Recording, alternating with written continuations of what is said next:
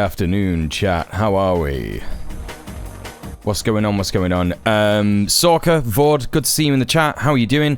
I'm just, don't mind me. I'm just doing the Instagram promo. I'm trying to squeeze out as much promo as I possibly can on all my various fucking platforms to remind people that I stream. Let me just put the link in here. So the actual link is twitch.tv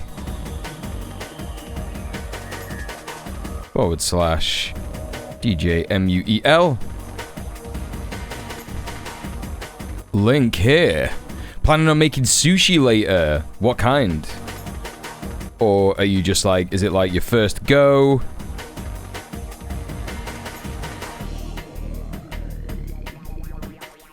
Have you done it before? Have you got a good recipe that you go for? I made a vegan curry, vegan masala chicken, not chicken as it were, last night.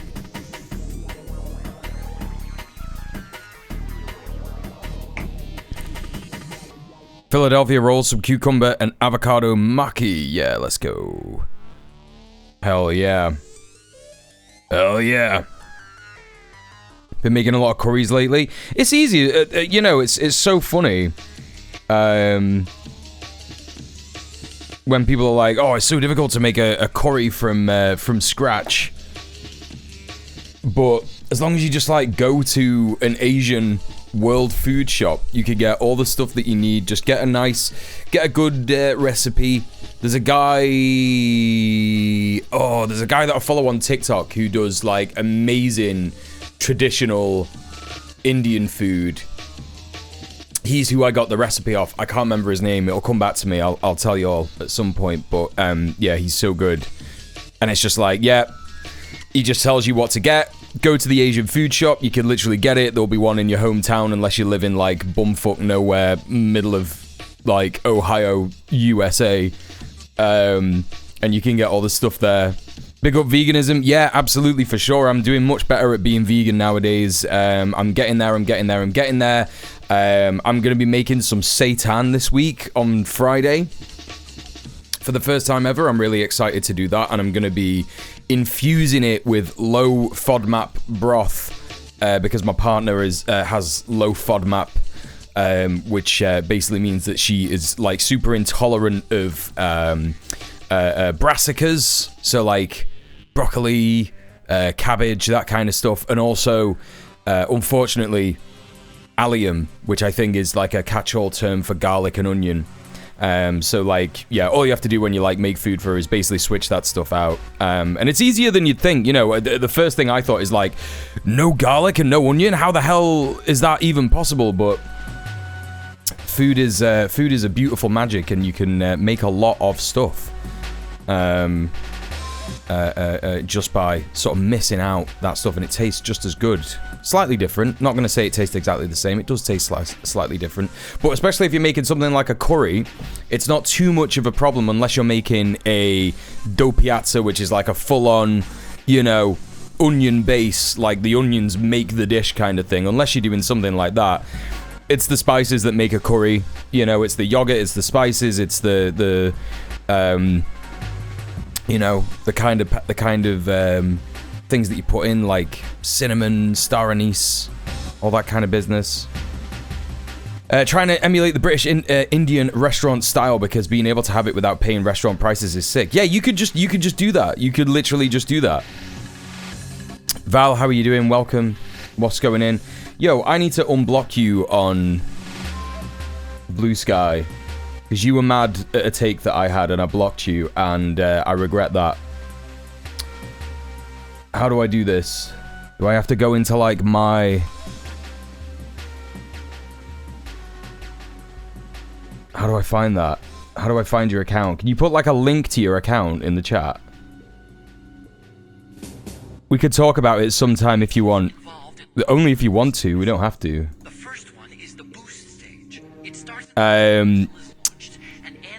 Lately, my base has been onion, garlic, ginger, carrot, red cabbage, tomato, passata, plus whichever spices fit the vibe I'm going for. Hell yeah. All right, yeah, no worries. Yeah, whatever you want. Like, I don't know if you're in my Discord. I think I might have kicked you out of my Discord, but yeah, hit me up. Like, let me unblock you on Blue Sky maybe, and then you can DM me in it. Clear Sky app. I don't even know what that is. How do I do that? Is this my account? I did kick you. Okay, well you could come back in. You're allowed to be back in. How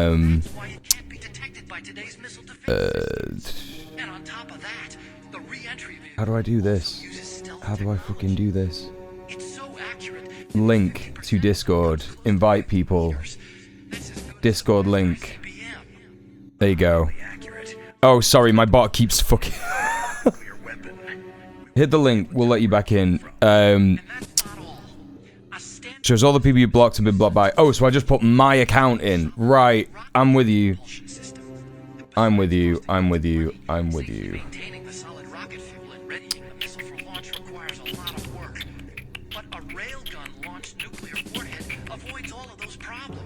That's my account. Put that in there. Need to get on Blue Sky, to be honest. Yeah, it's pretty good. Blocking. And I like... I blocked a lot of people, you know. Oh, yeah, it will be around here, for sure. It will be around this... There we go, I got you. Yeah, I got you. I got you, I got you, I got you. It's all good. It's all good. It's done. It's done. Hit me up in the DMs. Okay. What am I up to? Been practicing making vegan banana bread. It's still terrible, but I'm getting better at it. Yeah, that's what you want. Anyway, yeah, we were talking about going vegan. I'm also going to do a post on my...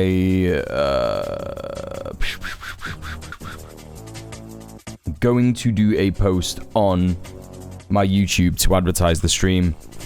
Don't forget, y'all. I stream Monday to Thursday. The key here, right, is that what I'm doing is fake it till you make it.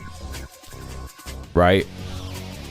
So, implying with this post that I've already told everyone that my streaming schedule is Monday to Thursday, 2 till 6 UK time. I've not told everyone that. It's not even on my fucking bio on Twitch. But you know, give people that fear of missing out shit, and I'm sure that'll work. I don't know.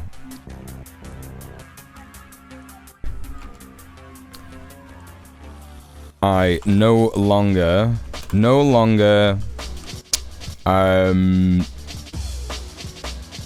stream on YouTube simultaneously as restream. It said the Discord link expired. I just created it. Wait, what? Invite people. Send a server invite link to a friend. Is it the same one? This is the same one. Wait, what? Your link expires in 7 days. I don't know. Try it again. Valerie, that's so weird. I don't know what the fuck is going on there. I can see myself going vegetarian someday. Dairy is a big thing for me in a lot of dishes. Assuming I ever have the budget, I definitely go out on my way to get ethical sources. Look, you know, you gotta do what you can. Like, at the end of the day, don't... My advice is, like, don't go vegan to save the planet. Don't go vegan to... you know, if you have, like, dietary issues and you're disabled and stuff like that, and your disability is related to your your digestion and, you know, all that kind of stuff, especially if it's gonna, like, hurt you, and hang on, maybe I did ban you. Wait, let me just check. Go vegan because you like animals. Go vegan because you believe that animals should not be tortured and killed and destroyed because, you know, we're better than that, you know? We're learning as a human species. Yeah, maybe I did just straight up ban you. Within all reasonable means, yeah. Don't allow yourself to become sick or die. Don't allow your, you know... Don't allow your, animals that you look after to be sick or die. How do I do this? Do I, like... Unban mod squad? Is that... Do I do it in here? Unban...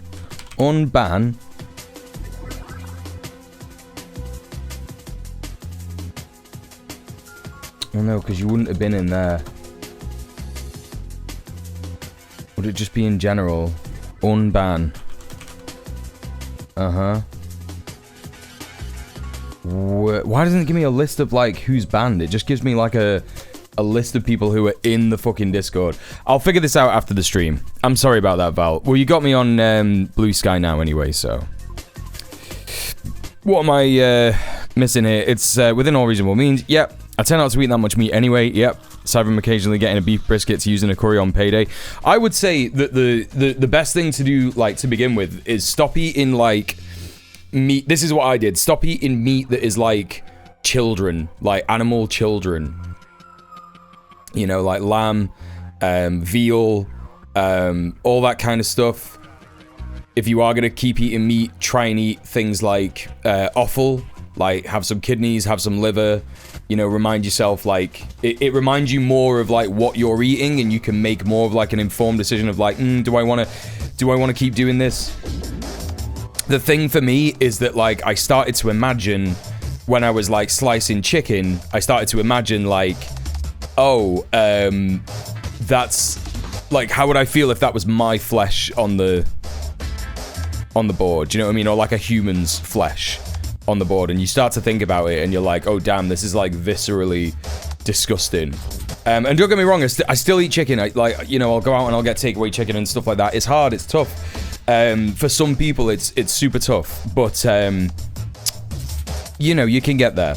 You can get there. And like most vegans, you know, there's so much shit discourse around vegans and stuff. Like people telling, that doesn't work for me because I'm actively planning to eat myself if I ever get an amputation. Crazy chat message. Crazy. Crazy. People will just say stuff.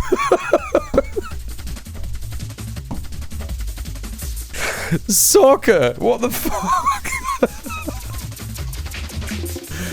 Alright, whatever you want, girl. Crazy. Ask Ree, I talk about this a lot. You know what? I'm not gonna ask anyone about that. I'm not gonna ask you about it. I'm not gonna ask Ree about it. Waste not, want not.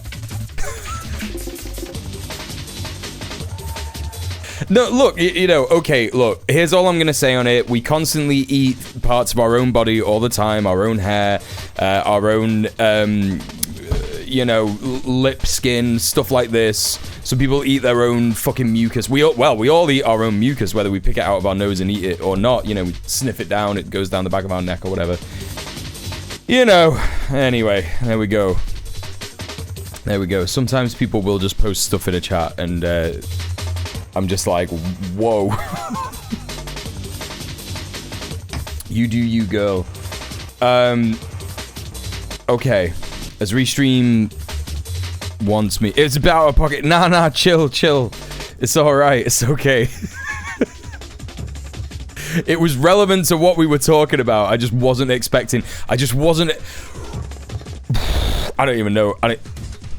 I'm not going there. Sam said Restream wants you to pay to do restreams now.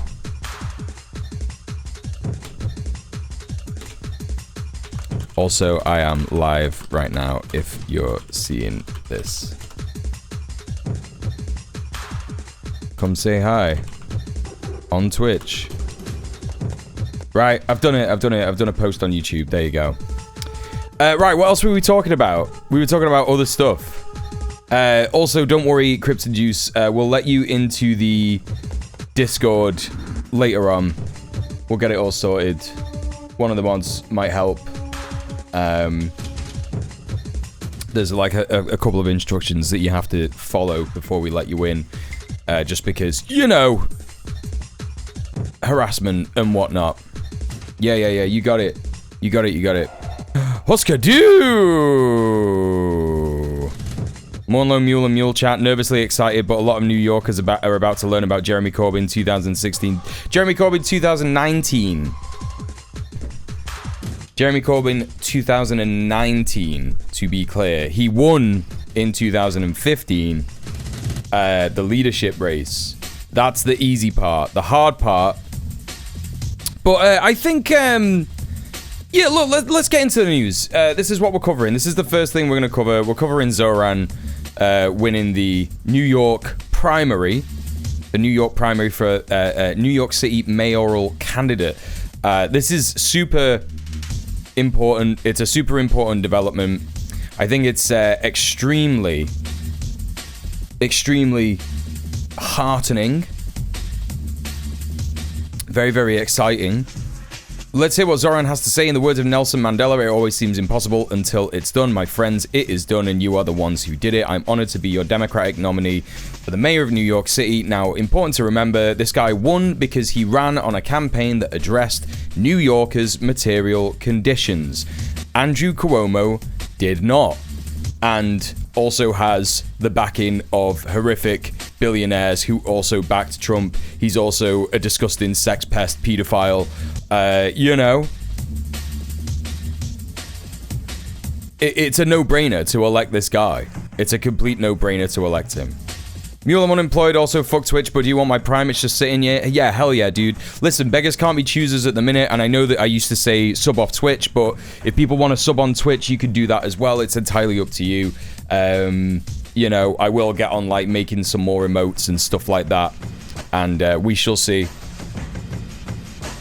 The unfortunate thing that I have to remember is that even though Twitch sucks and it's bad, people are already paying Amazon Prime. It's kind of part of our life at the minute. And also, like, if I have more subscribers, I will probably get, like, promoted by Twitch in, you know, various recommended sections of the website and stuff like that more.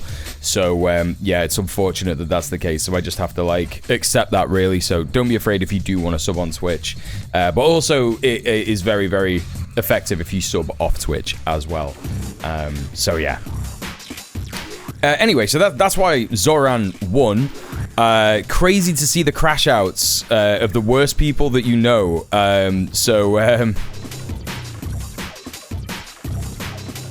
Let's hear what this guy on Fox News is saying. I can't wait. I simply...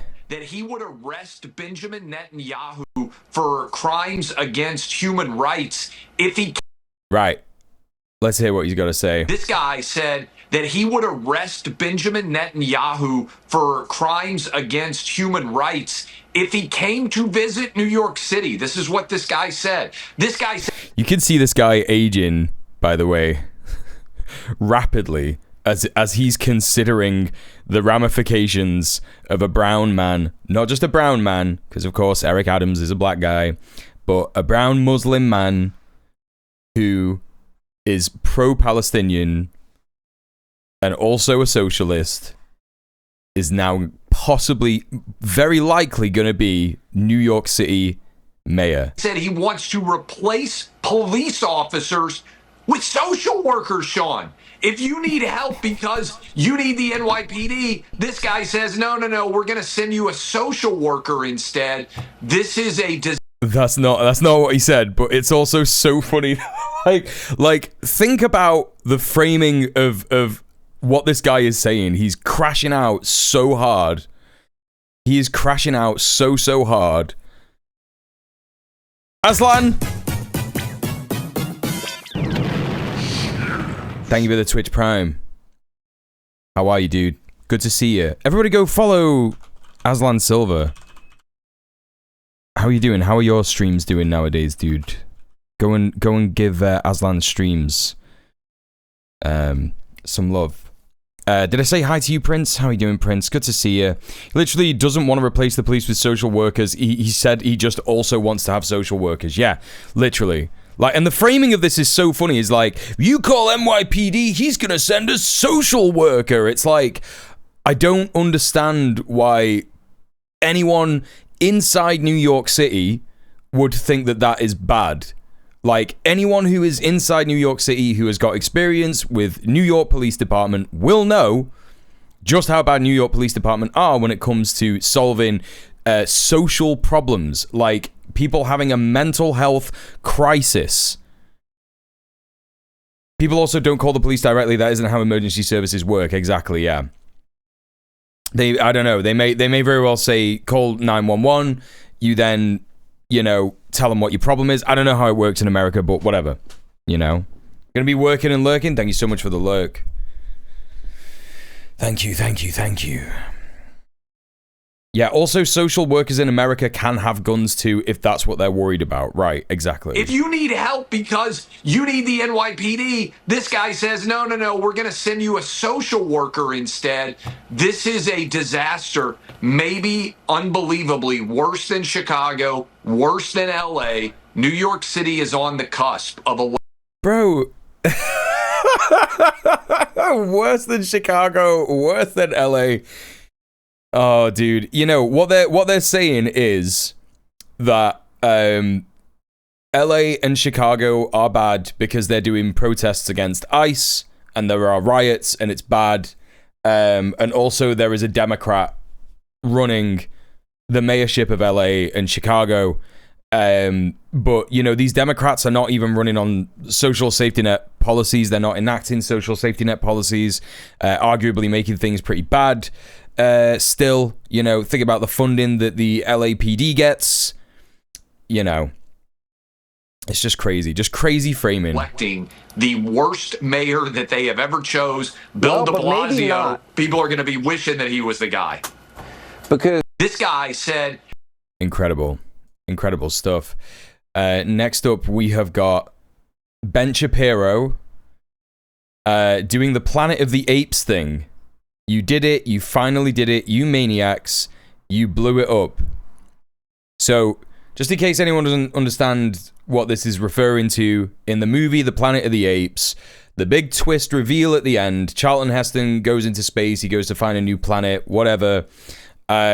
He ends up finding the Planet of the Apes. He's going, oh my god, these apes are so similar to us. What's going on? This is crazy, but they're also doing the same things we're doing, and they're also so bad. Blah. And then he finds out, oh no, actually, this is just Earth. This is literally just Earth. But Ben Shapiro is saying that because Zohran Mamdani won the New York City primary, not even the electoral race. He's not even won the mayoral electoral race yet. He is like, oh, it's the same as Planet of the Apes. Me, a real estate investor in Florida, to all the New York City high net worth individuals and profitable investment firms right now. Yeah, I'm sure this is making every normal working class person in Florida so happy, Ben. It's crazy how this guy still has followers.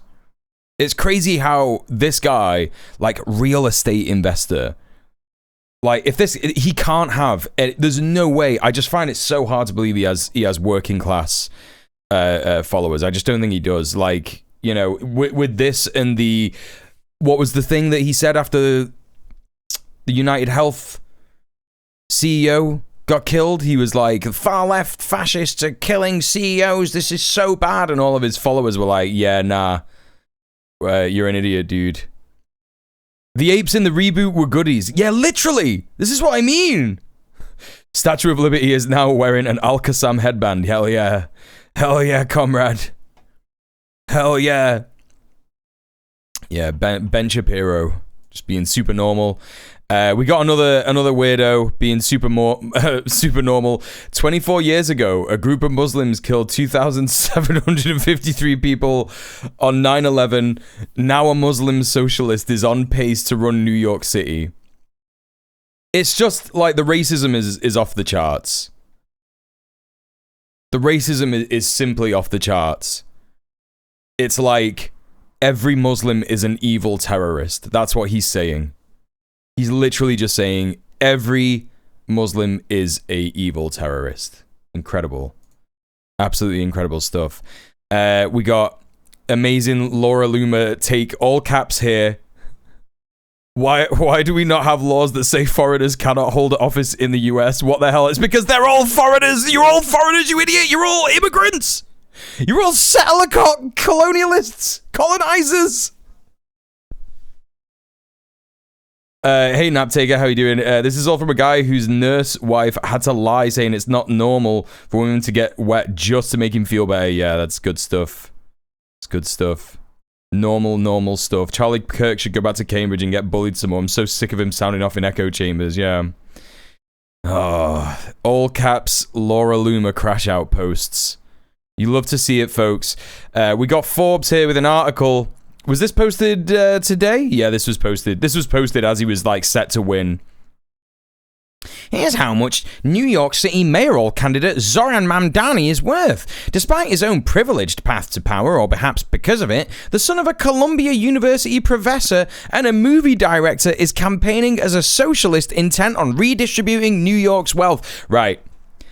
Anyone who is not an idiot will be able to see past these two careers being used in this subheading. Like, Columbia University professor. I'm sorry, dude, but this does just, like, not match up to fucking Andrew Cuomo levels of privilege. I'm sorry, dude. You could be like, this guy is so middle class. He really doesn't care about the working class. You know. Update June 24th, 2025, 11 p.m. With roughly 90% of the first round votes in Zohran Mamdani top the field as of Tuesday night, taking 43% to Andrew Cuomo's 36%. Almost 10%! Almost 10%! That's so good! With all that money! I think that the only way that the Republicans could win is if they back Cuomo. If Cuomo does a flip and says he's going to be a Republican candidate, and they would love him. They would be like, yes, more rapists, please. Hell yeah, dude. That's what we want.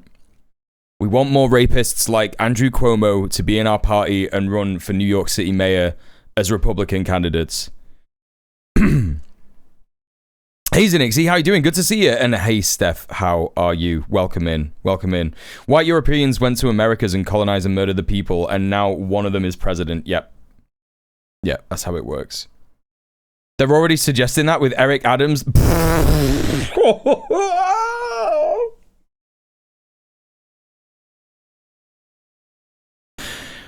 I honestly expect Cuomo to flip. It just makes sense. It just makes sense. And you know what the line will be. You know what the line will be. The Democrats are crazy communists, and I cannot be in that party anymore. My interests align far more with evil, fascist, horrific sex pest Republicans. That's what it will be.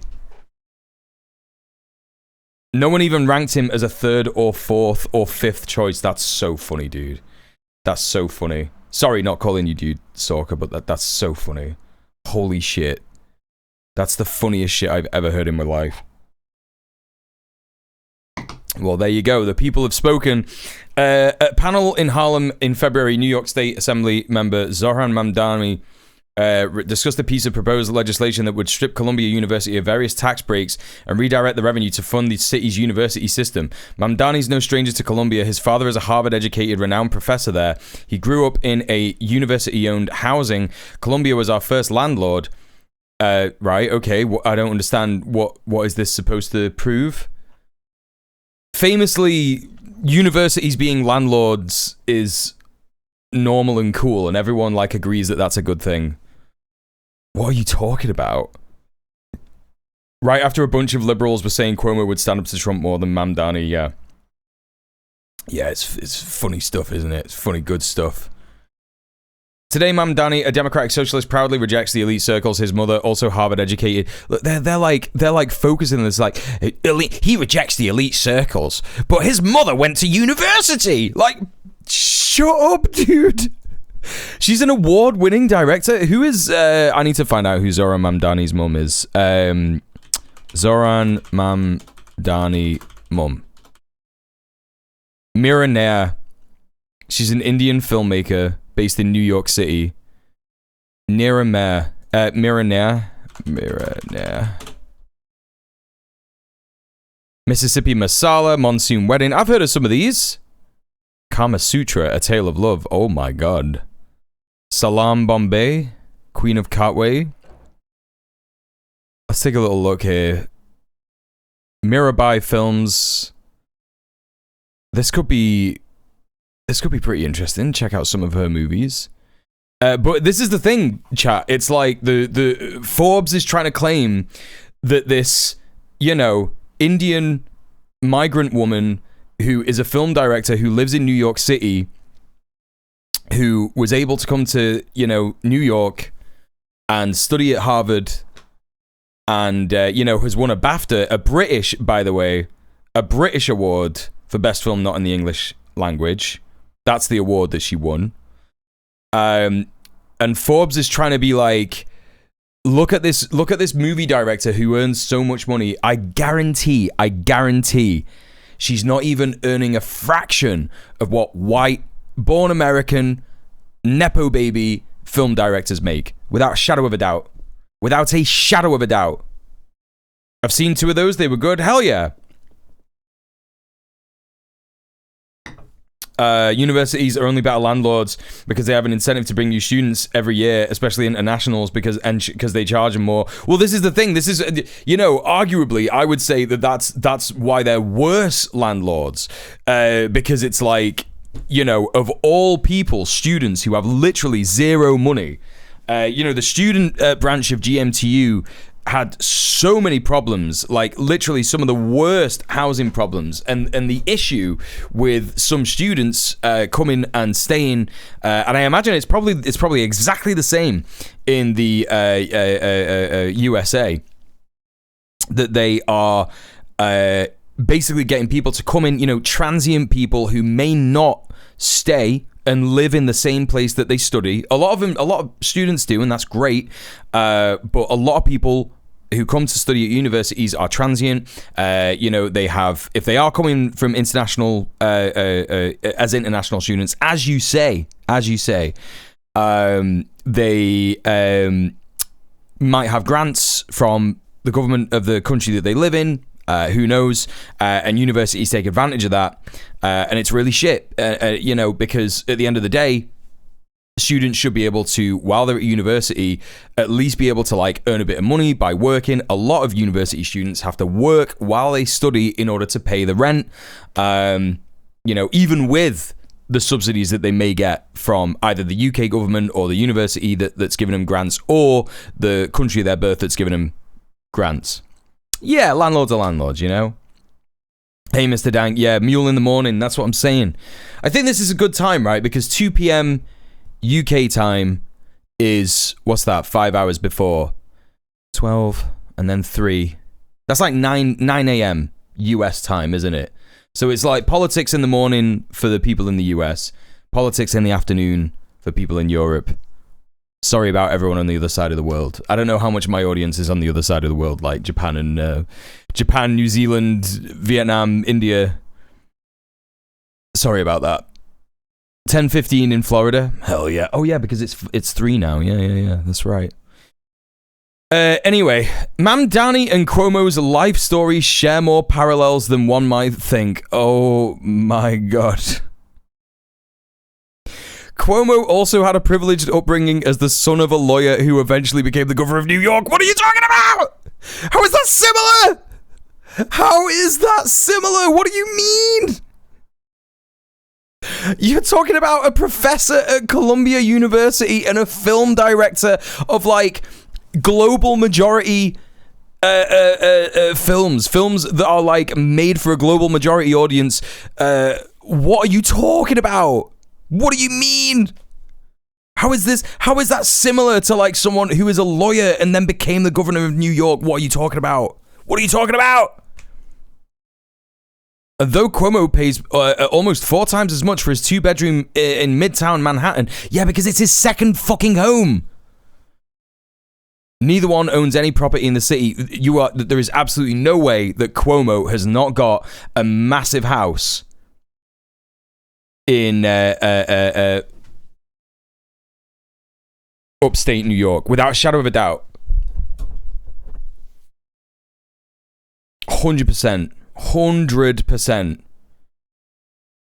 It is so fucking ridiculous. It literally doesn't explain how they're similar at all. Just going to say 2 totally different things are the same and give no explanation as to why. That's because Forbes thinks their audience are stupid, and most of Forbes' audience will read this just to confirm their bias. You know, people who subscribe to Forbes, give them money or whatever, will be like, haha, yes, that's right. Of course, all these idiot socialists think that he's on their side. Little do they know, he's so rich. and they'll like skim through the article and just be like, yes, yes, that's right. They won't read it, and then, you know, even if they do read it, they won't critique it, because the majority of people who read Forbes magazine are not university educated. They don't know critical thinking. Even if they are university educated, they learned critical thinking. They thought, nah, that doesn't serve me. I'm going to become a CEO and exploit people's wages. You know, nonsense. Shut the fuck up, Forbes. Awful, awful, awful. We got some more crash outs on Twitter. Very, very funny. Eve Fartlow here saying, may as well get Kneecap to run New York City at this rate. You have no idea how much of not a take this is. Like, what point do you think you're trying to make? 277 likes. She has gone down. She's even paying for Twitter. I think that my posts are doing bad relatively to how many followers I have. How many followers does she have? She has 89,000 followers and can only get 277 likes on this fucking moron post. Moron brain post. What the fuck? This is so stupid. Hey, how you doing, Devin? Good morning, Muel in chat. I stayed up way too late watching Zohran. I didn't realize how much I needed a win like that. First real win since Bernie won Nevada. Yeah, absolutely. It's good stuff. You know, it proves that what people want are politicians who are willing to run on social safety net policies. It's as simple as that. Did you see the Brianna Wu one? Link me up. Link me up. Let me give you a. Let me know when you got the link, and I'll give you a permit. Or you could just post it and get timed out, and I'll still get it. But it's up to you. I don't want people to keep getting timed out and stuff. The Liberals are an absolute tailspin over Mamdani's win. Cuomo is still probably going to run as an independent. Yeah. Well, I was saying before, and Prince Infidel agrees, Cuomo might even flip to the Republican Party. If you think about it, they represent his interests so much more. You don't have it. Okay, no worries. That's fine. The whole "this socialist is rich" thing is a self-own. They're trying to point out how society only values wealth and would be willing to allow someone whose beliefs are antithetical to capitalism and the current social order to rise prominence because of wealth. Yeah, again, it's like, you know, when capitalists and people who write articles in the interest of the ruling class say things like, oh, but Jeremy Corbyn has a Tesla, right? Or some shit like that. You use an iPhone, you participate in capitalism. So, you know, they're not trying to do a gotcha. What they're trying to say to you, they're trying to appeal to consumerist nature and individualist convenience consumerism, right? It's like, why do you care that people drive so many cars? Get a car. Like, you could just get a car. You have a car. Like, so what's the problem? What they're saying is they want you to just be like, the world is falling apart. Who cares? Why don't you join us? That's what they're saying. They're not saying, you know, oh, that's a gotcha. How dare you have socialist? I mean, some fascists will be saying that. Some fascists will literally be like, you know, oh, you're an idiot. You're a hypocrite because you're a socialist, but also you participate in capitalism. It's not an own, but other people will use it as, oh, why don't you just like accept that the world is going to end and ride it out and have as much fun as you possibly can? Like, why would you not do that? That's actually what they're saying in their own head, because that's what they're doing, you know? Who else do we got here? We got Some congratulations from some socialist politicians in Europe. For example, Jean-Luc Mélenchon. À New York, Zohran Mamdani gagne le premier démocrate pour la mairie. Let's just translate that. Oh no, not translated by Grok. Oh no. I just like destroyed a rural town in Ohio. I'm so sorry, chat. I didn't know that was how this works. In New York, Zohran Mamdani wins the Democratic primary for mayor. He performed far better than the polls predicted. Opposed to the genocide of Palestinians, he is, of course, already accused of anti-Semitism. He prevailed against a center-left heavyweight backed by local Democrat Party bosses who spent $20 million, to defeat a radical left candidate in the primaries for legislative elections. In the United States, too, the sorpasso, where the radical left overtakes the traditional Socialist Party, has begun. Hell yeah. Hell yeah, brother. Socialism is when you're in the woods and starving. That's what it is, yeah. Yeah, I got a smartphone. I've had the same one for over 5 years as it suits me and it just fine and it works enough for me. The only reason I have a fucking iPhone, chat, the only reason I've ever had iPhones is because my dad gets the new ones.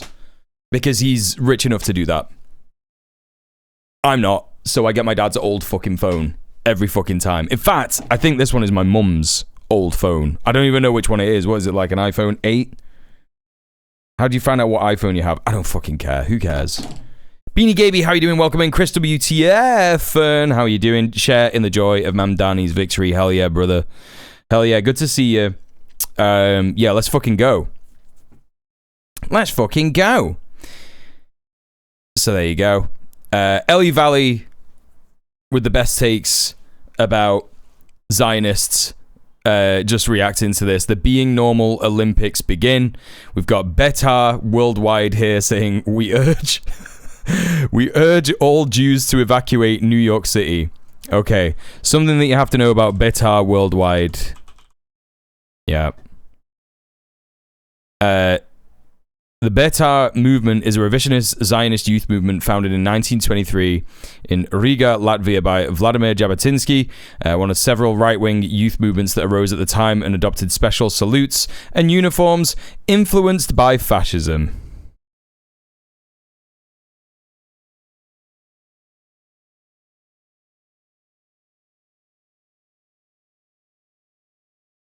Yeah.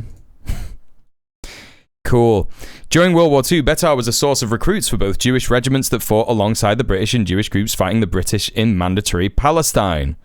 Betar was traditionally linked to the original Herut and then Likud political parties of Jewish pioneers and was closely affiliated with the revisionist Zionist militant group Irgun. Irgun, I believe, were responsible for the Der Yassin massacre. So that's who is saying, we urge all Jews to evacuate New York City. I don't know what the RJC is. I don't know if we know who that is. Also, where is it now? Where's the other tweet? Here we go.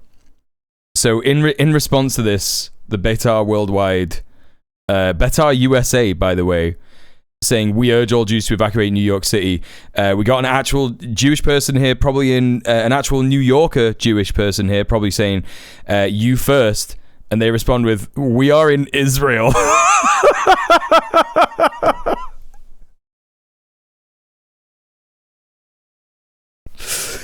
You just can't make it up. You literally can't make this up, dude. Incredible stuff.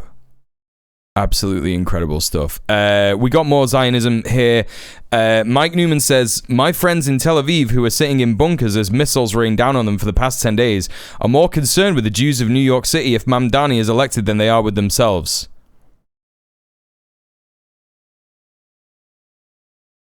What?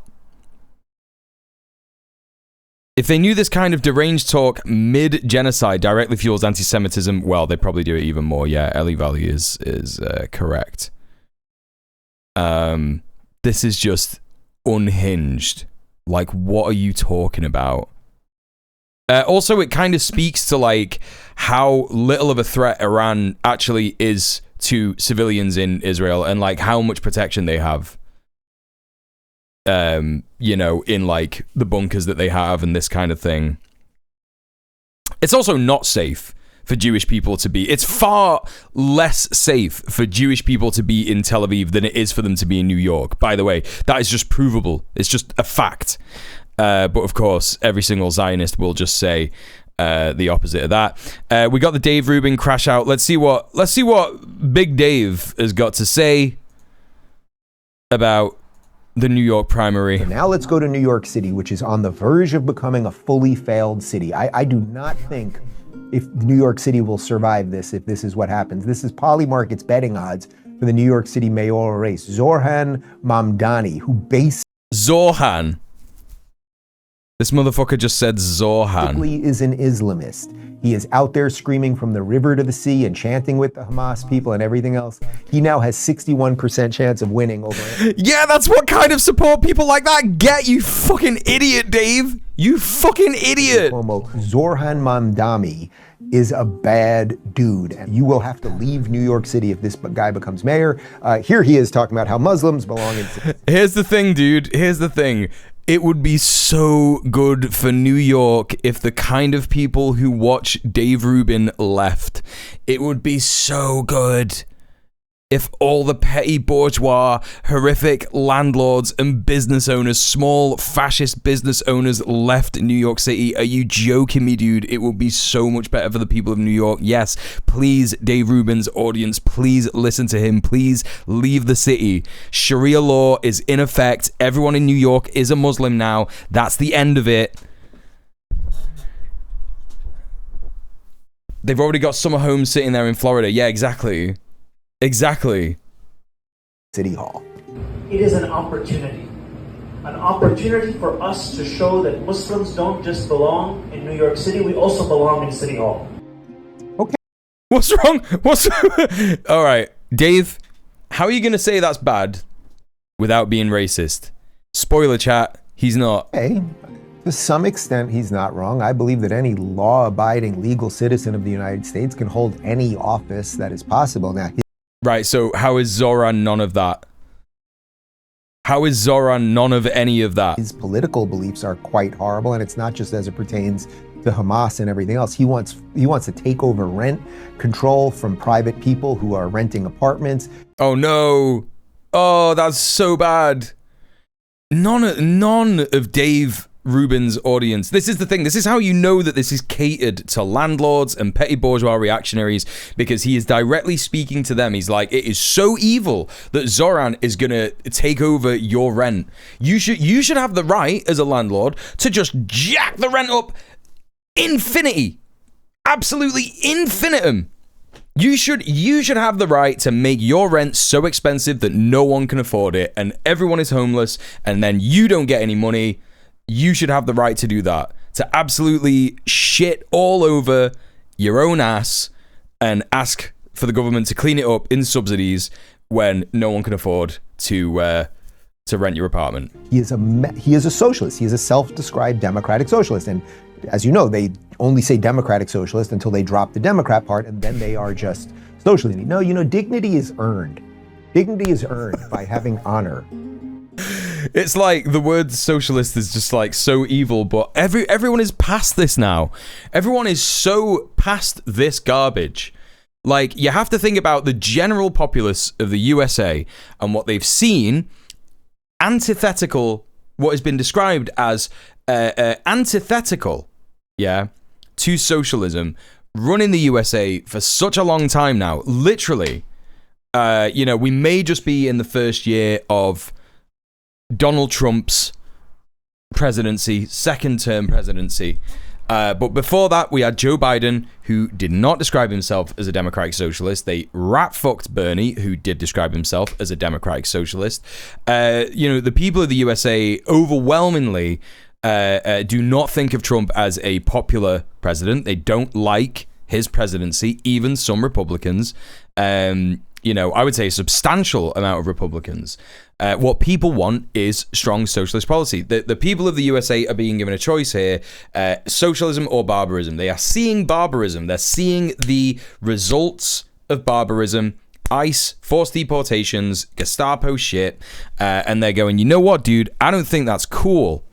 And being a good person then you become dignified, and someone might respond to you in a dignified way. You want the state to distribute dignity? Dignity is guaranteed. The state should distribute dignity. Now, what is he talking about? What is he talking about? Dignity is earned is a horrible take. Like, what is he even on about? The state redistributes dignity? What does he mean? earned. Dignity is earned by having honor and being a good person. Then you become dignified, and someone might respond to you in a dignified way. Millhouse's dad. Distribute dignity? Dignity is guaranteed. The state should distribute dignity. No, it does not work this way. Then, of course, the thing with the taxes, okay, you want to pick a random number and say, you have enough. You over there, you have enough. So I need... That's not happened. You're just making stuff up, Dave. More of your stuff so I can give it to these people. And once you do that, guess what? These people that you gave it to, they're always going to want more. And these people who... Whoa, no, that sounds so bad, dude.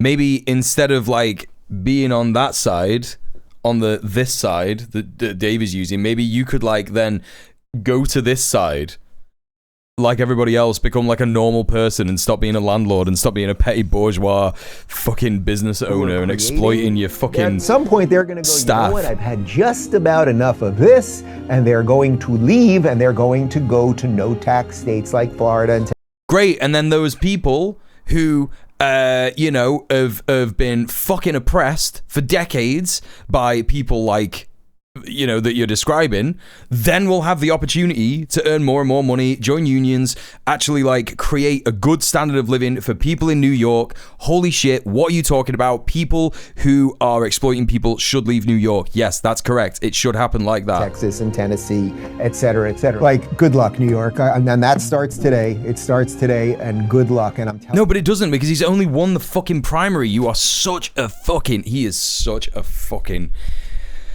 Oh, these people, man. These people. Batman wins if you... Right, let's see. Is this like another... What is this? Who is Tim J. Dillon, by the way? Who is this guy? Zohran, I don't care that you won. Zohran, I don't care that you won. You will never take my lifestyle.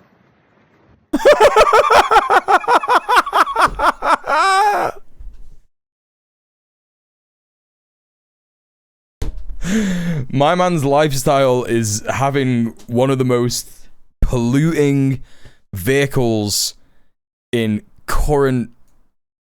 the current state of things. You won't take my yacht. Zohran, I don't care that you won. You will never take my lifestyle. Bro, I can't tell you, like, it must get boring, like, just like sitting on a yacht. I'm not gonna lie. It must get like so boring sitting on a yacht.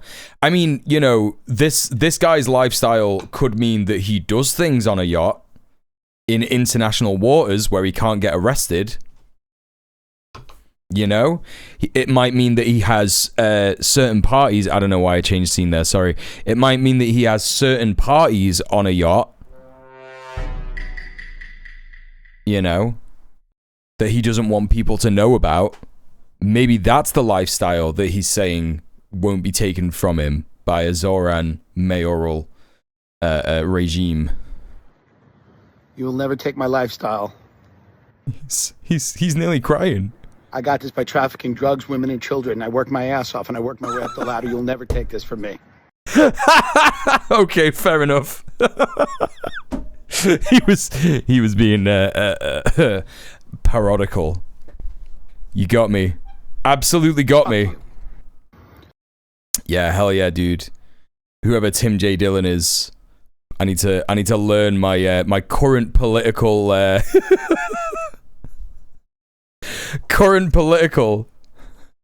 comedians who do satire. I'm not quite up to date with that. Fair enough, dude. Speaking of Majority Report, let's see what Sam Seder's saying.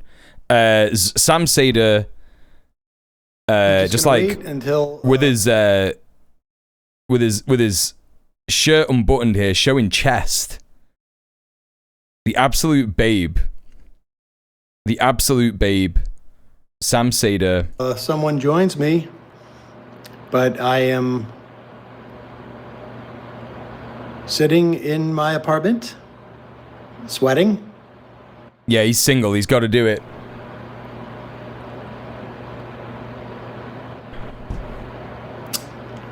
He knows his audience. No one's here. Everybody's watching the results. All right, we got 3 people. I'm ready to go. That's literally me every time I start my stream nowadays. 3 people. 3 people here listening. I'm ready to go. I'm ready to go. I would imagine most people We're all sweating. who would be even remotely interested in this stream. Sam say to know the why absolute I'm Zad. here. I am going to read off the results. This is About so good. 90% in across the city. This is great content, by the way. Ding dong. When I'm as old as Sam Seder, I'm gonna be doing content like this, chat, just so you know. Hopefully one day I'll have an apartment as nice as this that you can all look at. Which is dead. But for now you're not seeing any of my fucking house. Incapacitated.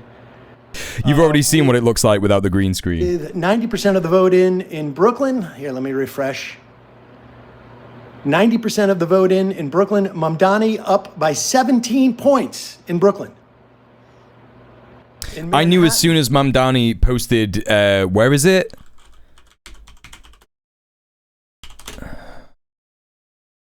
Yep. I knew as soon as he posted this, I knew he was winning Brooklyn. There's just no way. As soon as you get this kind of endorsement, the Spike Lee endorsement, you win in Brooklyn without a shadow of a doubt. You know? I was like, yep, he's got it. He's got it. With nearly 90% in, Mamdani up by 5 points. And Queens, which is, I think, really the difference maker. 90% in, Mamdani up by 7. In the Bronx, 86% in, Cuomo up Did the by right 18. thing. In Staten Island, Cuomo up by 9 with 95% in. However, the vote tallies are really what is the key here. Staten Island, 27,000 votes. Cuomo only up by 9 in the most conservative part of New York City. Yeah. Bronx, Cuomo up by 18 with only 97,000 votes. But in Amazing. Queens, where Mamdani is up by 7, 208,000 votes with 90% in. In Manhattan, Mamdani up by 5, 285,000 votes. And from the heartland of America, Brooklyn, Mamdani up by 17, 344,000 votes. Look at Sam's total. face. It gives me so much life to see him so happy. Overall, as of 90% of the votes in, let me refresh. Mamdani up. He needs to get his monitors down below eye level. I'm concerned for his eyes. I got dry eye. Yeah, I learned this recently. That's why the camera angle has changed on the stream, by the way, chat, and you can see me like looking down now rather than looking here at the monitors, because I learned via my doctor that by like looking at your monitors up here like that above your eye level can give you dry eye. Little tip there for everyone. By 7 points, 43%. Cuomo has 36% with 350,000 votes. Mamdani has 420,000 votes. This is so Brad good. Lander, 11.5 points with 110,000 votes. And then next up, Adriana Adams. It's crazy that Scott Stringer. It's crazy that Zohran Cuomo Mamdani, ranked so low. Whitney Tilson, Michael Blake, Jessica Ramos. 3,700 votes. She, I think, had dropped out, but kept her name on the ballot. This is huge. I mean, Let's hear Sam's take. Mamdani is not just a great candidate in the way that he speaks and his policies, but as an organization and as like a campaigner has just done a masterful job. Really amazing. We interviewed Mamdani on the show in January, and at the time, he was running against Eric Adams. Since then, Eric Adams dropped out of the Democratic primary. Andrew Cuomo came in. I will tell you that I think maybe in February or March, I thought that it was, I don't want to say a near impossibility, but I thought it. Okay, I think I know what Sam's going to say. I had like a similar opinion. I heard of him around this time, and I was like, that's nice. You know? I was like, that's nice. That's a nice idea. That someone with these kinds of policies and someone with like the backing of unions and stuff will be a candidate for New York City mayor in the primary. I was like, yeah, man, yeah, cool. Amongst all this stuff that's happening right now, it's a nice idea, but it just goes to show. At the moment. Hey, Ninny, how you doing? Good to see you. What I will say is that there's a lot of naysayers in the UK at the moment who are feeling pretty salty about what has happened because of the way that Jeremy Corbyn was treated in the UK with the Zionist lobby just relentlessly attacking him, anti-Semitism, you're an anti-Semite, blah, blah, blah, blah, blah. You know, trying to like literally bribe all of his fellow shadow cabinet members to oust him and all this kind of stuff. You know, of course they're going to try and do that with Zohran as well. Of course they are. They're going to throw all their money at it to stop him from getting the New York City race. But I think that time has passed. I think that Zionist sentiment rings hollow nowadays. It's kind of proof. This victory is kind of proof of that. You know, you're talking about, like, I think that British people don't understand that the Democratic candidate in the New York City mayoral race, moving past Zionist talking points and winning the primary is far more meaningful than even Jeremy Corbyn, you know, losing the presidential race. It's far more meaningful than not presidential, prime ministerial race in the UK. It's far more meaningful than Jeremy Corbyn winning the leadership race, which is what people are comparing this to. And I understand that for sure. Like, you know, Jeremy Corbyn won the leadership of the Labour Party race despite all the anti-Semitism, the Zionist Israel lobby going against him at that time. Yeah, he won it. But I think that comparing that in 2015 to this now, where everybody understands that Zionist talking points are lies, I think he's got a much better chance. And I think that British people saying, well, now you got to beat the Zionist lobby in the actual race. It's one thing winning the candidate race, it's another thing winning the electoral race. They've overplayed their call everyone who criticizes us an anti-Semite, especially with the Jews hand. Yeah, they've overplayed it. I don't think it's gonna work. Genuinely, I don't think it's gonna work. It's crazy that he was polling 3% in February, like you said, and now he won the primary. That's huge. And it goes to show that social safety net policies work. And his line on Israel is undefeated. It is literally undefeated. We spoke about this in the stream yesterday. By the way, hi Painful Gaming, how you doing? Welcome in. Good to see you, Anya. It's undefeated. There is no way to come back from, Francesca Albanese says it, the UN Special Rapporteur for the occupied Palestinian territories. She says the same thing. When she is questioned, does Israel have the right to exist? Israel exists. It just exists. Of course, the extreme left-wing, I don't want to say extreme, it's just normal. The left-wing position that we all have as anarchist communists is that no state has a right to exist, right? That should be the answer in an ideal world. But if you're going to win an argument, if you're going to win against the media class, the ruling class media, the best way to say it is what Zohran Mamdani says. Israel has a right to exist as a state with equal rights for Palestinians.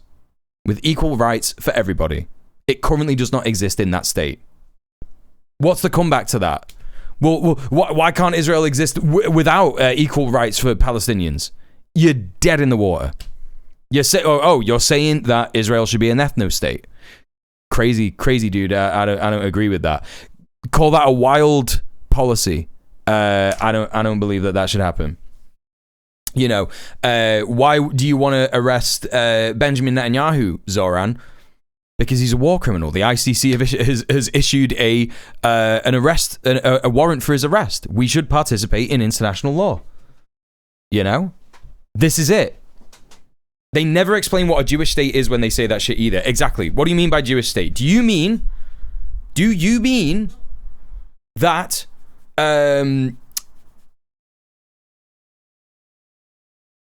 the law that Israel passed in 2018 that said the only people who have a right to self-determination in the territory of Israel are Jewish people, do you mean that law is fine? Because that is a law that says that they are an apartheid state.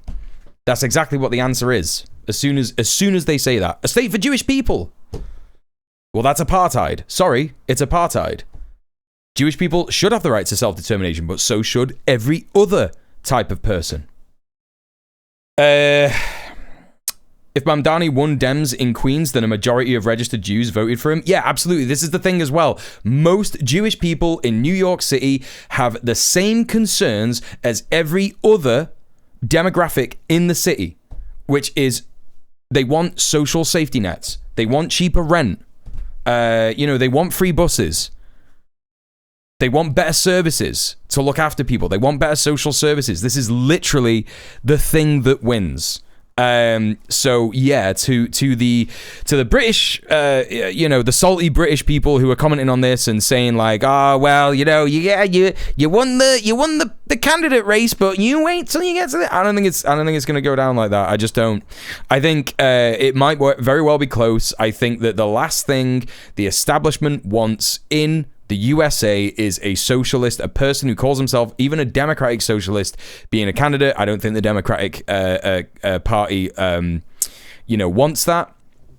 However, as I said yesterday, David Hogg had a challenge to the Democratic Party, which is that they should run with younger people who have strong socialist social safety net policies. He ran on, a campaign of gun reform and stuff like that. He's literally a survivor of a school shooting, and they ousted him. I think if the Democratic Party does not turn around and primary all their candidates immediately, I think they're making a huge mistake. They should absolutely primary Hakeem Jeffries. They should primary every single fucking person who is an old centrist dinosaur who is bought and paid for by the Zionist lobby. It's game over. It is simply game over. The tide is turning. If they don't do this now, America will sink deeper and deeper into barbarism, and all that will cause is a revolution. The people will simply rise up and do a revolution. They will start to build dual power structures. It's already happening, you have to decide which way do you want it. Do you want a popular vanguard party that runs for the people, by the people, or do you want people to struggle even harder to simply get to the same place anyway? Because that is just what will happen, regardless. And do you want a party that simply is a war hawk that only stands for the imperialist agenda of the USA? And will possibly nuke a country or get nuked because of its belligerence in supporting a belligerent, horrific settler colonialist state like Israel in the Middle East. Do you want to be responsible for a nuclear holocaust? Do you want to be responsible for nuclear winter all over the world? Ask yourself that, Democratic politicians, people in the DNC. Anyway, that's my take. Let's hear what Sam's got to say. It was a bit of a long shot. Oh, no, quite a bit of a long shot that Mamdani would win, but he has just run a masterful campaign. He has a message that resonates with New Yorkers. He is a great candidate. I don't know what else to say. I can't tell you how happy I am. I'm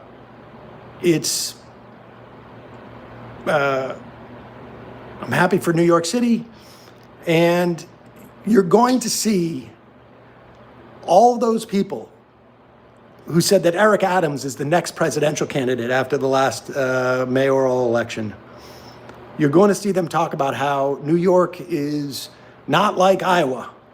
It's not like anywhere else. And that is obviously the case, but Mamdani won in areas where he wasn't supposed to win so decisively. He's right. And there is a roadmap for national Democrats. I will remind you that the leader of the Democrats in the House, the leader of the Democrats in the Senate, both are from New York. I do just want to address this real quick because this is a really good question from the Nap Taker in chat. What would be a good way to rebel and partake in activism when I have social anxiety and can't really do protests nor have the money to help support online fundraisers? I feel so useless doing nothing. Get involved in organizing.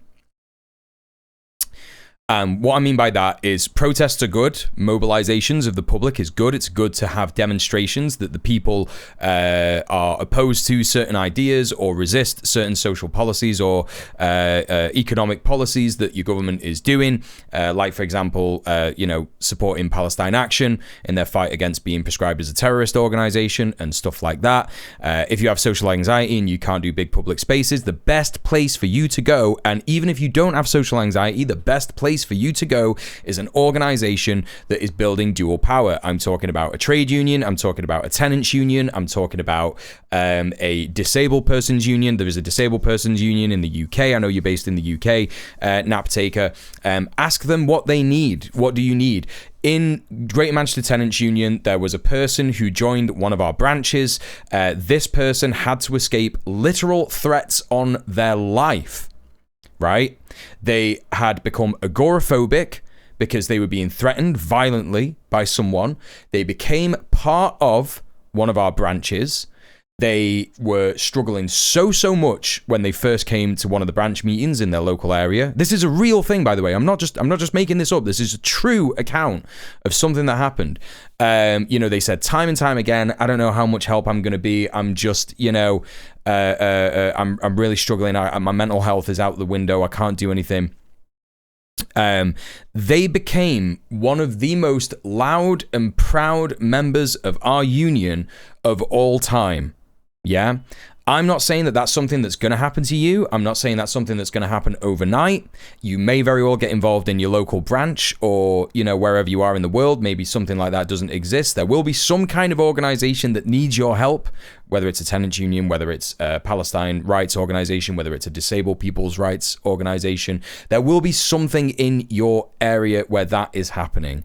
Get involved. They might need someone to do phone calls, phone banking members. They might need someone to organize a list of members, do data stuff. You can turn your hand to lots and lots of stuff. Social media management. They might need a social media manager. Not even might. They will need something like that. Organizing always needs stuff like that. And if you get involved, you will find your place. So there you go. Okay, I just wanted to address that because I think that's really, really important to remember. There is a place for everybody in the revolution. What do we got here in the chat? Sorka saying Israel is the state that exists in Judea, Samaria, Palestine, regardless of what you call the land of the state. There is a significant population of born Israeli Jews that don't necessarily have liberty to go anywhere else. Zionism, in theory, is the establishment of a Jewish state in the abstract, yet it has been entirely captured by a current implementation. The state of Israel is an expansionist colonial apartheid state. Mamdani's argument, Israel has the right to exist as a state with equal rights, is possibly the only valid compromise position I've heard for this issue, which makes it an incredibly potent position for an American progressive to hold. A lot of objectively good arguments against Israel and Palestine have been so effectively propagandized against that not only do they get read as anti-Semitic by many propagandized Jewish people, but they also get adopted by actual anti-Semites, which distorts our message away from viability. Yep. Like a, quote, Jewish state could be implemented in so many ways. It could be something within Palestine that acts in a manner similar to the Vatican, which has constitutionally enshrined powers to protect Jewish people without trampling on the rights of Palestinian people. That solution is essentially non-viable now because of how the Jewish state has been implemented by settler colonialist interests. Not saying that's a good solution, but it would be better than what's currently happening. Yeah, look, like, here's the thing. In an ideal situation, all Zionist settlers leave, go back to their countries of origin. We have to deal with the fallout of that. I'm ready to accept that as someone in the imperial court. It's our problem to deal with if white Jewish people have been propagandized to go to Israel and do settler colonial violence. We have to deal with that. Our governments have to deal with that. Our government should be saying, right, sorry, you've done war crimes, get jail. Sorry, that's how it works, right? And obviously that's the ideal situation, but in the current situation, the way that the media propagandizes this, as Sorka is rightfully pointing out, you're not going to win an argument like that by saying that that should happen, because the propaganda, that is where the propaganda is at the moment. Lots of people disagree with Israel's actions, but people probably wouldn't be in the mind of the actual anti-colonialist position, which is to get rid of all settler colonists, right? You know. And I think that Mamdani's line on it is great. Absolutely, yeah. The Zionist obsession with an ethno-state is crazy. They act like everyone has their own ethno-state, so they should get one too. As a descendant of the enslaved, I also don't have my own state. Right, exactly. I've got Irish roots. Does that mean that I should, like, get a house in Ireland for free? You know? What does that mean? Like, does that mean that I have the right to go over there and just, like, move in a gaff? It absolutely doesn't. It absolutely doesn't. And it's not something that would, like, you know, if I decided to, like, fully take on my Irish identity and, like, only marry an Irish person and have Irish kids with them or whatever, like, whatever that means, you know, it does not mean that I would have any more of a right to do that either. You know, like, it's just completely absurd to even think that that would be an acceptable thing to do from any kind of person who, you know, whose ancestors have been displaced or enslaved or anything like that. It's completely absurd. From New York City. Both live in a borough where Mamdani crushed.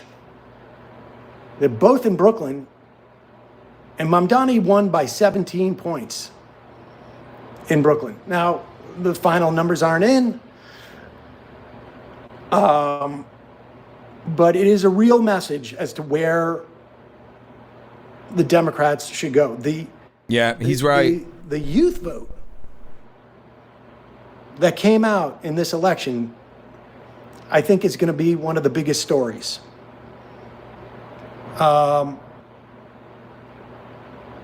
You know, obviously, there's going to be some post-election polling, but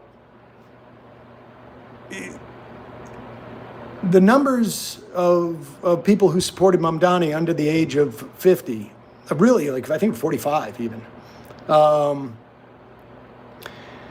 it's just astonishing. And this is in a fight where the Cuomo people maybe spent close to $30 million. So this is a real twofer. One, it stops Andrew Cuomo, not quite dead in his tracks, but people who are smarter than me, who follow New York City politics, who look at the numbers, are saying that the decisiveness of this victory, not in the second round, not in the third round, the fifth round, the sixth round, the eighth round, the 10th round, but in the first round, Mamdani is handily beating Cuomo. And I suspect in the general election, you're going to see Mamdani and Lander campaign together often. Lander came in third with 11% of the vote. There's a real roadmap here. Hey, Maria Bruja, how are you doing? People should be excited about this moment and excited for what the message is to the Democratic Party.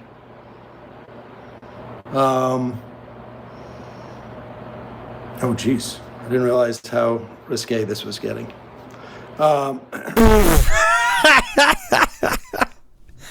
Just get your chest out, Sam. Come on, buddy. It's all good. It's all good, brother. Lander is what Elizabeth Warren should have been in 2020. Yeah. Like, it's. I think that Brad Lander has displayed like an incredible amount of sportsmanship in politics, which is extremely rare to see. Lander and Zohran endorsing each other was like something I've never ever seen before. I was like, what is happening right now? They're going like, I support you, you support me, we've got very similar politics, that sounds good. And is Brad Lander Jewish? I think he's Jewish. I can't remember like most of the stuff, but it's like, I think if that's the case, that's probably like what did a lot for people to understand that like, actually Zohran is not anti-Semitic. He supports this Jewish candidate, who I don't know what Brad Lander's line on Israel was, but they had similar social policies, and that's actually what counts. It's like, the frustrating thing again and again is like hearing people talk about, a foreign nation, in reference to the mayoral race, a mayoral candidate of New York City. Like, what has it got to do with New York City? It's got nothing to do with it. Simply got nothing to do with it. Brad Lander's got a similar line on Israel. Incredibly. That's pretty based. I just left my Mamdani mailer at my friend's house, but this is a big victory. This is, I think, the biggest victory for progressives since AOC. And look, the way my observation has been, the way things grow in society, whether they are, viral videos, or the way our show grows, or also, it's crazy. It's funny that he mentions AOC, because obviously everyone has their criticisms of AOC, and they're correct criticisms to have. Again, important to remember that electoral politics will not save us. Electoral politics is good. If you get a strong socialist vanguard party, great, but we should continue to build mutual aid networks, real mutual aid networks. I'm not just talking about GoFundMes, I'm talking about actual mutual aid networks, real union power, people power, queer unions, unions for racialized people, everything. We need all of that stuff, and that's how it should be. But I think it's super fucking funny that Zohran Mamdani got AOC to say Free Palestine. He literally got her to say it, and she endorsed him. She's like, yeah, he's my endorsement. The way that anything spreads is you will see a spike, then it will return to a new normal. And again, like, chat, what you've got to remember is that this is not, this isn't even like me having like a comfortable, privileged take or whatever, right? This is literally the same thing that activists on the ZAD said to us. You need a broad, united idea. Yeah? A broad, united, agreed upon, it's not a front, but it's a unity of sharing similar goals. The people on the ZAD were a mixture of anarchists, communists, environmentalists, vegans, socially conservative politicians, conservatives. There are some people on the ZAD right now where some people say if they're not being paid by the state, then they should be because they cause so many problems, for example. It's a broad collection of people who did a revolution like within an imperial core country and said, this is our land, you're not having it, we're going to stay on this land, we're going to do an anarcho fucking commune, and it's going to be super welcoming. It's going to be super inclusive. You know, they were not only having meetings with local councillors, but with local police, you know, and trying to point out the contradictions that the local police had with allowing the gendarmerie to come from the state and try and police in their jurisdiction. You know, all that kind of stuff. That's true anarchism, you know. ACAB, absolutely, 1000%. But literally, like, sitting down with people from all walks of life and being like, there are things that we can all agree on, literally, is how you start to break down those hierarchies in society and start to unpick people's colonialist thinking, imperialist thinking, and capitalist thinking. That's how that shit works. I'm not saying you got to hug Nazis. I'm not saying you have to do that. No one is saying that. But you have to remember that, like, we need a variety of tactics. You cannot demand perfection from organizations that are within the imperial core. You're saying that, like, you know, what we have to look at the imperial core like is like the Death Star, right? We are the Death Star. We're in the Death Star. Do you think that you're going to be able to achieve perfection within the Death Star? Ain't no way. It's not happening. It's not happening. Leftism within electoral politics is specifically viable only when it has the support of dual power. Otherwise, it's intrinsically hollow and either has to concede to neoliberalism or get the shit kicked out of them. Yes, exactly. There's a Friends of the Earth meeting close by where I live on the 8th of next month. Hell yeah. There you go. That's your in. And here's the thing, Naptaker. You might go to this meeting and you might think, this isn't for me. Everyone here is really liberal. I'm not a mad fan of this. I want to sit here and try and change their minds, but maybe there's some other people. There will be people like you there. And you will meet other people who are doing other stuff in your local area. So there you go. That is somewhat higher than the baseline prior to that spike. And it will go along, and then there'll be another spike. And I think this win by Mamdani is the next spike in progressives ascending. And it's really been a function of young people. And for folks who've watched the show for a long time, all great points, Muel. I'm stealing the Death Star analogy. You absolutely have to do that. Another incredibly wise person on the Zad also said the line, purity is the antechamber of fascism, right? And you can take from that what you will, but, you know, to demand perfection, to demand purity, you know, from social movements is how they die. It's how you kill them. And that is fascism's goal. You know, the 2024 election was. You got to really kill the cop in your head. You really, really have to do that. 5 years, there's going to be a new generation that is going to dictate and determine the politics of the country. And I think this is. I don't know that we've arrived at that point, but it's a big, big step in that direction.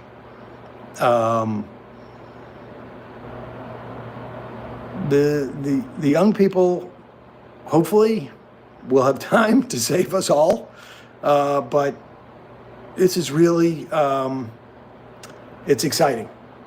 I wish I could take phone calls right now. Sam wants to do his show at like midnight Eastern time. It really is so exciting. He wants to do his show. He wants to do his call-in show. The only thing I could say is that I know that Emma is probably somewhere on her, I don't know, you know, she's on her honeymoon. I'm pretty sure it's several hours ahead where she is, so I don't know if she's I saw Emma's tweet. She's going to be very excited. Around 7 hours ago or something. Very excited about this. And she was like, what the hell? Still at 90% according to the New York Times. The last update was just moments ago. 90% of the votes in. And, it's not over until it's really, really over, but it's over. I'm just looking at some of these numbers. It's just we're going to probably see in the fall a general election. Mamdani on the Democratic ticket, Andrew Cuomo on the, I'm not sure what his official party is going to be, Gropers for New York, or...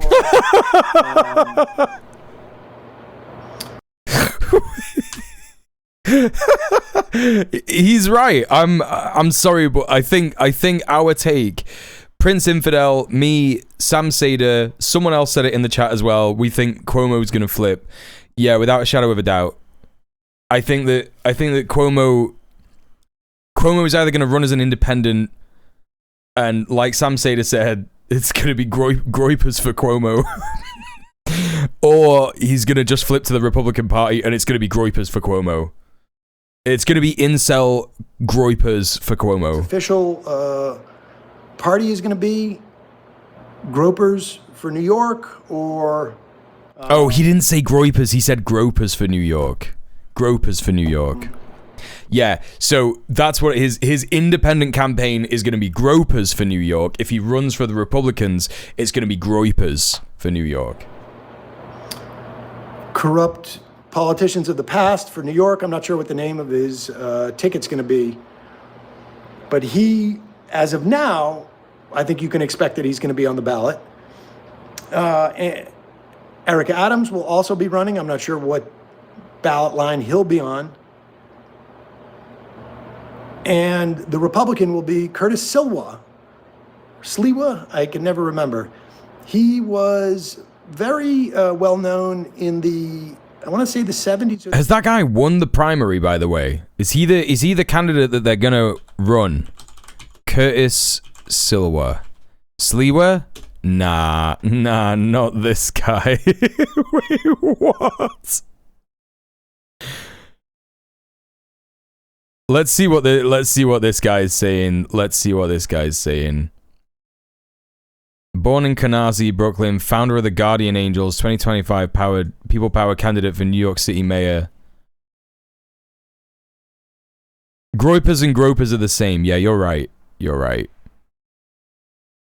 No matter what happens today, don't lose hope. The chaos and corruption on display isn't the end of the story. In November, we get to choose a better path. That path is taking our city back. Is this same guy? Is this him? But like in 1992? It's a dangerous state of affairs when, for your First Amendment right of free speech, you catch 6 bullet holes. But you know something? They're not going to stop me. Nobody in this town ever did. Nobody ever will. And I will not move. I will improve this city. I mean, you've never been the mayor. What kind of take is this? Guardian Angels are a bunch of angry white men led by this guy who hang out on the subway in their red hats and harass black people off the trains. Oh, dude, that sucks. Yeah, I could tell straight away as soon as I saw his silly little beret. I knew it straight away. You gotta be joking. Such a piece of shit. Yeah, I believe it. Good for you. And my job as mayor is to improve and encourage people not to move. Oh, you had to get some shaking hands with black people in there to get rid of the racism allegations. And my job as mayor is to improve and encourage people not to move. Because if they move, the working class move out of the city of New York. What are you talking about? City is depleted. This year will be for the people of New York City. Yeah, but they won't. It won't, though, will it? To those who get elected and forsake us time and time again. You deserve to feel safe. Oh man, I don't know if this guy's got a good campaign against Zohran. Going to school or going to work. He's gonna have to. The only way that he's gonna win is if he lies and says he's got social policy. 1,000%. How many times has this guy ran for mayor?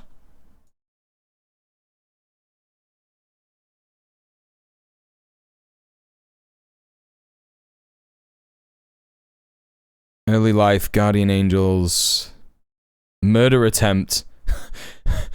Sliwa was kidnapped and shot by 2 gunmen after entering a stolen taxi in Manhattan. What? The taxi picked up Sliwa near his home in the East Village, and a gunman hiding in the front passenger seat jumped him and fired several shots, hitting him in the groin and legs. The kidnapping was foiled when Sliwa leaped from the front window of the moving cab and escaped. The son of the Gambino crime family. Dude, this guy's been like messing with the mob and shit. This is crazy. This is crazy. In September 2016, Sliwa and Frank Morano launched a successful hostile takeover of the Reform Party of the New York State. The party lost all its ballot access in the 2018 elections. LOL! LOL! In December 2019, Sliwa declared in an interview he hated the then President of the United States, Donald Trump, calling him a screwball and a crackpot. Is that the same? Is it the same? Does he still think the same? The primary race turned Sliwa and Fernando Mateo, once friends, into bitter rivals. Oh, there's no way this guy is winning. He is like... There is just not... He didn't support Trump in 2020. This guy sounds like he just like walks into a room and shits himself and destroys all of his like friends... all of his friendship network connections and shit like that. Someone has his candidacy to run for mayor in New York race again as a Republican. Is he being primaried or is he just... Oh, you see, here we go. He plans to address concerns about crimes by hiring 7,000 more police officers, pushing for repeal of Andrew Cuomo's bail reforms, led to violent offenders being released from custody, committing more crimes. Improving conditions, city's homeless shelter, particularly those mental health issues. Crime in the New York City subways with proposals for combating fare evasion. If the youth vote comes out and supports Mamdani, I think this guy's got no chance. He is sort of like mimicking the social policy here. Deploying a task force of certified social workers to assist the mentally ill who live in the subway tunnels. Investing in and rebuilding boroughs outside of Manhattan where needed.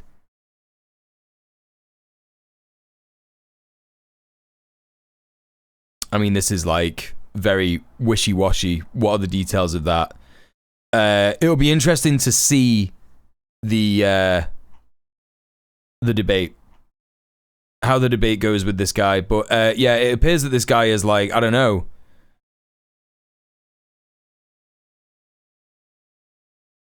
Lost control of the Reform Party after losing the required votes to keep the Reform Party on the ballot. This is pretty funny. So he ran for mayor in 2021 and lost. Turn them into bitter rivals. Manhattan, Queens, and Bronx Republican parties endorsed Mateo, while the Staten Island and Brooklyn Republican parties endorsed Sliwa. So, he's probably going to have that kind of like an issue. Interesting. Sliwa ran on a platform opposing the defund the police movement. Okay. I mean, if he lost to Eric Adams, I mean, Eric Adams wasn't really running on like a social reform policy, was he? Wait, what? After his loss, he brought 2 cats outside the Brooklyn home of Adams in January 2023 after the latter had been fined for rodent violations and suggested that feral cats could address the rodent problem in the city. Who is this guy?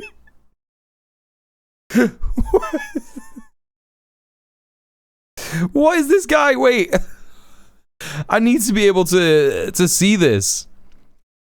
Mayor Adams has rats, Curtis Sliwa has cats.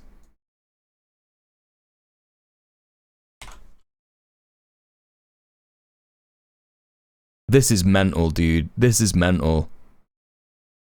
Take care and manage the feral cat population. Well, that's what we're here for, is to assist them, make sure we can get them the food, teach them how to manage the feral cats, make sure they get to the vets, because a feral cat will not live as long as these 2 domestic cats. Average age, life of a feral cat, maybe 6 to 8 years. Average age of a domestic cat, 16. The Republicans would be stupid to run this guy against Mamdani. I'm not being funny, chat. I'm not being funny. This is fucking ridiculous. What is this guy? What is going on? But then we teach them how to care for them, make sure they're spaded and neutered so that they don't become a problem. And it's really not as difficult as people would think. Look, cats are pretty self-sufficient. Make sure. Crazy. Hey, Icky Trunks, these dudes are like a real-life Fallout faction. Yeah. Yeah, literally. Well, you know, Fallout factions were based on real guys like this, right? Art imitates life, etc., etc. Anyway. The 80s as the leader of the Guardian Angels, and then he's done talk radio since that time, still wearing the beret. More worried about the Dem Party than the Republican Party in this race, yeah. I'm being told Cuomo just conceded. I don't have local news on my my TV, but this is incredibly exciting. I'll try and read some. He conceded. Let's see. He didn't win yet. Well, Cuomo conceded. No, Mamdani has not won the general election yet. And I don't think anybody should rest on their laurels. It's got to be a full court press. The AC is not working. I mean, you've got to think about what if the Democratic Party decides we are just going to pull him from the race, he doesn't get to run. All that is going to do is inspire hatred towards the Democratic Party, where they are already being hated so much. They are like, the people are sick of the Dems' inadequacy. This unprecedented, sorry, it's not unprecedented. This completely precedented time, yeah? Completely precedented time where the USA has turned to fascism, barbarism, you know, all over. Like, there is so many opportunities for the Dems to have a great opposition to the current Trump regime, and all they're doing is Chuck Schumer nonsense where he sat there going, Taco Trump! Taco Trump! You know, and it's just like embarrassing. He looks like Abe Simpson and he's just going, Taco Trump! Working in the apartment. Mike fucking Johnson, Hakeem Jeffries, nonsense. In my apartment building, we had to shut down the AC from 4 to 8 p.m. It's time for tea for me as well, Mr. Dank. I don't want it on because I'm also fucking hungry as hell. There's a lot of work to be done before November. This has got to be a slam dunk, and the only. And also, like, if they don't, like, who came after him? Who came after? Did Cuomo actually, like, come second, or is it Brad Lander? New York City Democratic primary results. What are the actual results?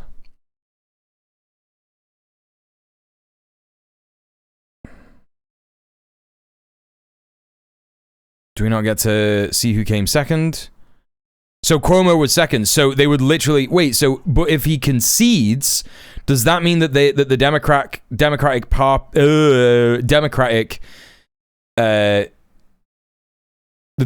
mean that the Dems would have to go for Lander? Hey, Risk Inverse. It may not be tabulated yet. Yeah. The way that's going to happen if people. It's cool that even in a heat wave, people showed up. Really cool. Get out the vote. Tell their friends. Educate people. But Mamdani has run just such an amazing campaign. I think we're going to get the story at one point about, and I don't know when that will be, with Colbert. People were thirsty for it on a hot day. It's true. It would be interesting to see like what the implications were of that, if we get any polling. But that was just so masterfully done.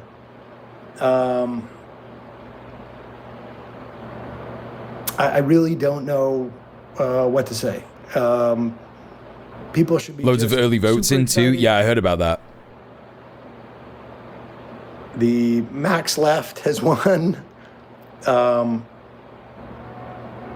the wake of and the thing that I think you know, there's going to be a lot of stories that come out of this, but one of them is this alliance between the Democratic Socialists and the progressive wing show a I need that, Husker. to victory. Give it to me in the chat immediately. You know, yes, people are saying props to Landers too. Absolutely. I just don't know. I'm just very excited. I don't know what else really to say.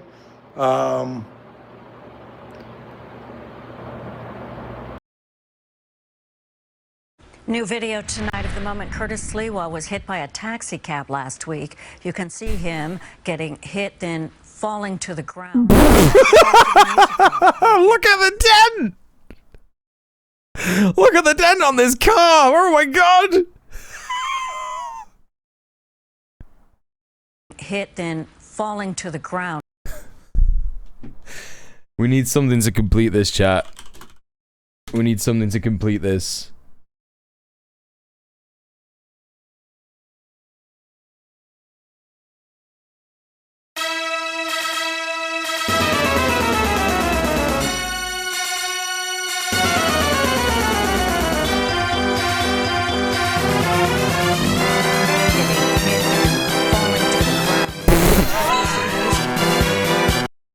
Okay.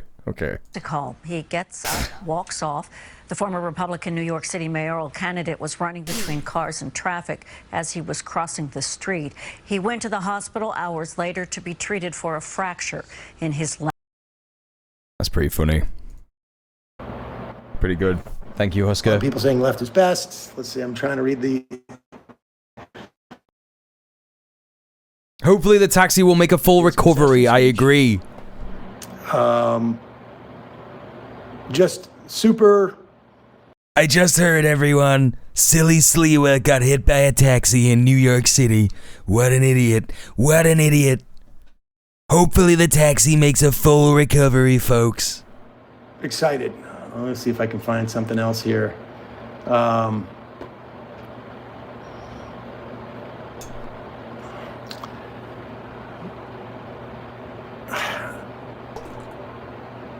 Cuomo conceded. Oh, there was like 4 people. Look at this. I can't.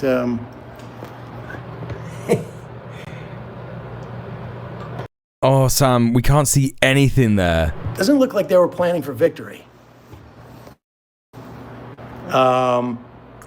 This is really impressive. Really, really impressive.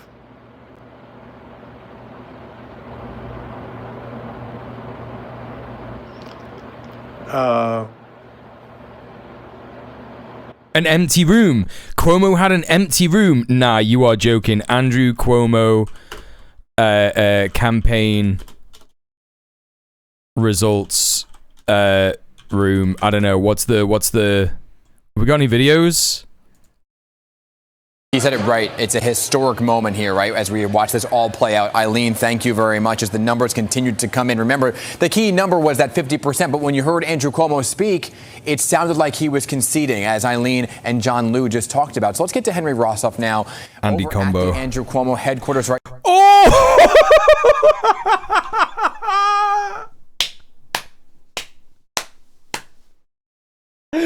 You are joking. Everybody left. Everybody left. Right now, a very different mood, an empty Oh, no one turned up. room now that the candidate has left the podium, Henry. Not the night he expected, especially with the first round in almost every poll. Dude, that's and hours crazy. He called the outlier. Every poll had him winning That's this crazy. first round. So what did he have to say? Because it really did sound like a consensus. I mean, there's people there, sure, but like, it's not like a packed room. They're not having a party. With the polling that we saw leading up to this election, this is objectively an absolutely stunning result. Perhaps the most stunning result since a congresswoman by the name of Alexandria Ocasio-Cortez won a Democratic primary. Nobody thought she would win against Congressman Joe Crowley, who'd been in office for many, many years. Dan, you are right to interpret what we heard from former Governor Andrew Cuomo as something of a concession speech. He said it was Mr. Mamdani's night. He said he ran a great campaign for how... Even if Cuomo won, no one would be there. That's true. Campaign is growing. People don't want to be groped, you know?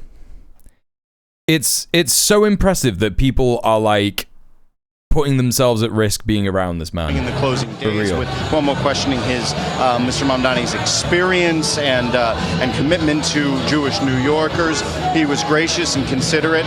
He also didn't seem like he was charging toward a general election. I know he told you, Dan, point blank, that he would seek a third party line, the fight and deliver independent party line he was developing. He sounded more cautious than that. He wanted to see the numbers, the ranked choice voting fully done out, which we're expecting to be done next week, which at this point all but certainly will result in Mr. Mamdani being named the Democratic nominee. Of course, we got to crunch the numbers, and it seems very likely based on all the polling and this result. Listen to Mr. Cuomo. Is he going to do his speech? Here we go. For a really smart and good and impactful campaign. Tonight is his... Come on, man. In November. I want to applaud the Assemblyman for a really smart and good and impactful campaign. Tonight is his night. He deserved it. He won. And we're going to take a look. We'll make some decisions. But I love each and every one of you, and I thank you for what you've done. Okay. The fact that he's not bitter as all hell makes me super concerned. There's going to be some rat fuckery going on. Thank you very much. We're going to have a look at some stuff. We're going to see if we could do some things. What he means is, chat, is that he's going to assassinate Zohran. He's going to shoot the guy. That's what he's talking about. So we're going to take a look and make decisions. You know, it feels like Scar in The Lion King. Long live the king, you know? Certainly not. I'm fighting on to November, Dan. But for now, live in West Village. Oh, dude. If the Dems do this shit, they are shooting themselves in the foot yet again. That's the only way to take this kind of thing, really chat. I don't know what to say. Cuomo says, tonight was not our night. Tonight was Zohran Mamdani's night. Rushing on stage without any notice, he's already called to congratulate him. He says, as a woman yells, it's not over. But Cuomo knows it. They spent more than $20 million. Yeah, it's crazy that. $20 million. So exciting. So exciting. Someone reminds us that Zephyr Teachout and Cynthia Nixon, who both ran against Cuomo as governor, both of them took big chunks out of Cuomo. In fact, the reason why Cuomo, I think, was unable to run for president when he wanted to was because of Cynthia Nixon. Oh my God. Could you imagine if Andrew Cuomo was president? That would be fucking crazy. That would be fucking mental. Just so excited tonight. I can't even tell you. I can't even tell you. All right. Sam Zader. Let's not forget what's truly going to happen now that Zohran has won the New York City primary. It's inshallah Sharia law. Alhamdulillah. 6 to base. I'm just on lunch break. I'll be you got my friend? Fresh hummus, sauce, bread, and falafel. Oh, okay, I've been meaning to try this Arab food. I heard it's pretty good. The best in the West, my friend. How is the food, my friend? Alhamdulillah. go, my friend. Shawarma and mango juice. Bismillah.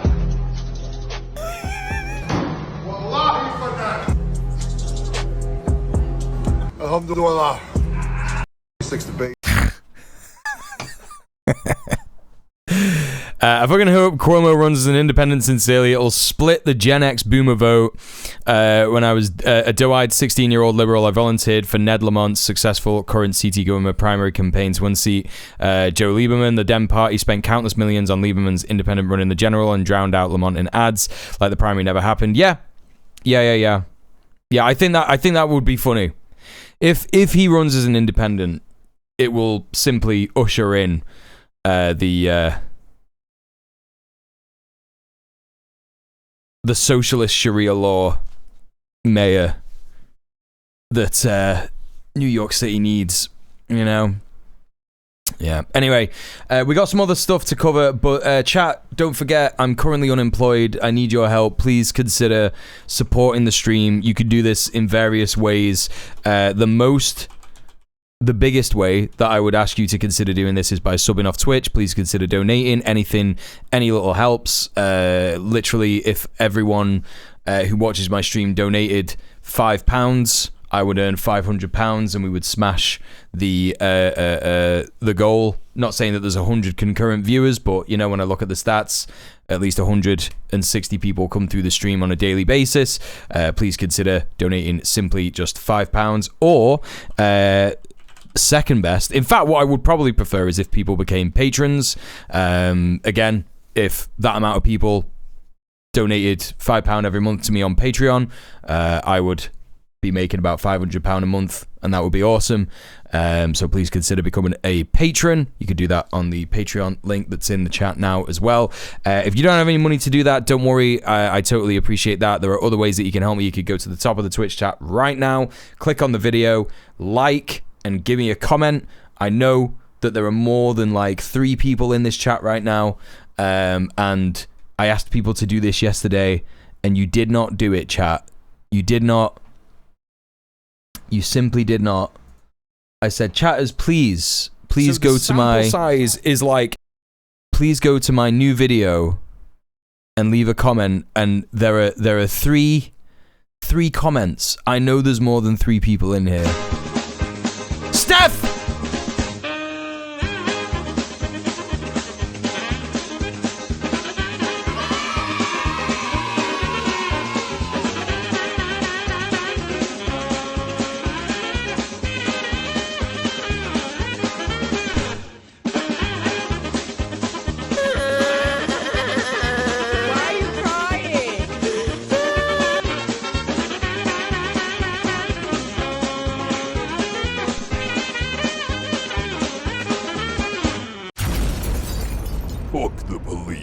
Hell yeah.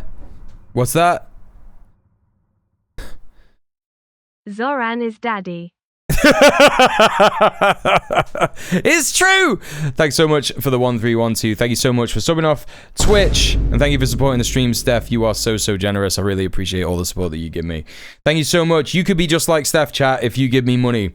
I can like you just as much as Steph if you give me money, and that's how it works. You get parasocial relationship points. Look, chat, 3 comments. One from Baz, one from Riskinverse, one from Sorka. Come on, chat. We could do better than that. This is my new channel. I need help and support to help this grow so that people can come through. Yeah? Husker says, I commented. Oh, yeah, you did, didn't you? Wait, why is that not showing? I was so certain that you commented. Wait, how do I check this out? Why is that not showing? So the sample size. Oh, shut up, dude. Shut up, me.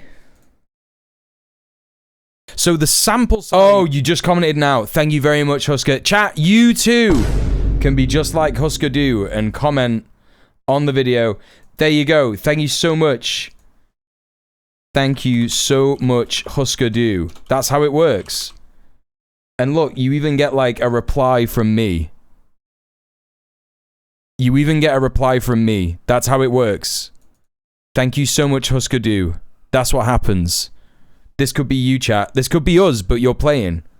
Yeah, click the link at the top of the chat. Also, go to any of my socials and follow me on there. Retweet the Go Live tweet. Thank you for following. Thank you for following the stream. Refresh. Let's have a look. So the sample size. Let's have a look. Yeah, here we go. Here we fucking go. Starmer sucks. Hell yeah, that's it. That's it. Hell yeah. Exactly. Exactly. Exactly. There you go. I just followed. Thank you, Naptaker. Thank you, everyone, for all the support. See, this is how we do it, chat. This is how we get it. Don't forget the like. I'm not going to like my own video because that's crazy. But more and more, the more and more likes that I get on these videos, the more and more people will watch them, the bigger it pushes it up in the algorithm. Watch the video as well, like, you know, have it on in the background or whatever. Give me the watch time as well. That will boost it in the algorithm. More and more people will come and watch. And that means that this channel will grow. And therefore, people will end up going, damn, this guy's streams seem pretty cool. He's got some good takes. I'm going to come to the live stream and give him money on Patreon. And that's how you help me get out of the horrible, horrible benefit system of the UK, which is where I currently am, and it's bad. But thank you so much for the continued support. I hope to see more and more people commenting and liking those videos. You could do that on all of my videos for free. Which video is it? I'll put a link in the chat. Hold up. Hold up. Let me reopen that closed tab. Stream Clips channel, yeah. Oh, where did it go? Oh, for God's sake. It's gone back to my... Oh, here it is. Going small. Here you go. There's a link. The link's at the top of the chat, but if you can't see it for whatever reason, there you go. There you go. Hit that one up. Give me a sub. Give me a sub, give me a like, give me a comment. Yeah. Oh, yeah, exactly. The other thing that you could do, is you could retweet and repost the Go Live post on Blue Sky and the Go Live tweet on Twitter. We're going to cover some more stuff. We're going to cover some UK news in a bit. We're going to check out the UK Trans Rights Lobby Day. We're going to have a look at some more PAL action stuff about them being potentially prescribed as a terrorist organization. And yeah, we're going to hit some more UK related stuff, UK Parliament related stuff about the disability PIP payment cuts. And then we got like a whole heap of Zionist and UK fascist liberal debate pervert brain rot nonsense to go through. So yeah, that is we've got all that to look forward to, chat. And I'm going to be going for a little later tonight because I was supposed to be meeting a friend later on, but he is now rearranged. So that means that we will be able to hang out for a lot longer. I'm just going to go real quick and grab a bite to eat. And make a cup of tea. Make sure that you stretch your legs. Take meds if you need to. Take a little break from the screen. Don't get dry eye. Otherwise you'll be getting on... Yeah. Influencer reveal, medication reveal. Eye drops like me. It's not so bad having to take eye drops. It's whatever. Get nice not dry eyes. You know... I missed the promo mode. It's okay. You got all the links up in the chat. You got all the links up in the chat to click and help and all that stuff. Anyway, it doesn't matter. You already commented on my most recent video and liked it, so I appreciate that. But yeah, make sure you take your meds, stretch your legs, all that business. I'll be back in a tick. Do I have like a be right back thing here? Let me just create one of those real quick. And also, if Tom was in his place, I would put the Tom cam on.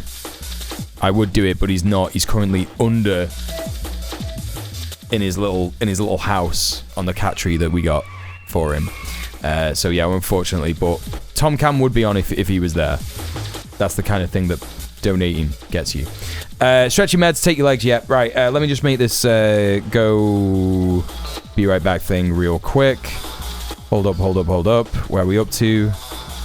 Where do I find this? Add thing. Text.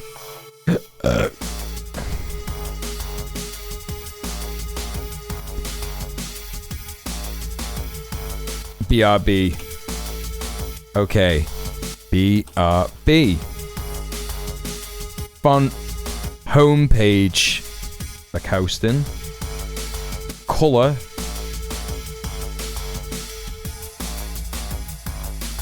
How do I choose? Pick screen color. There we go.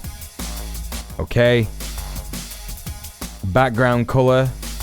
Yep. Wait, is it background or shadow?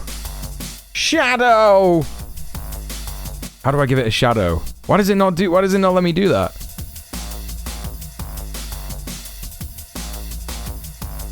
Oh, outline. That's what it is. It's outline. I keep forgetting that OBS has got weird stuff going on. Outline size, as big as you can go. As much as poss. That'll do, won't it? And then just have it big there like that when it needs to be right back, you know. And that's it. Alright. Back in a tick.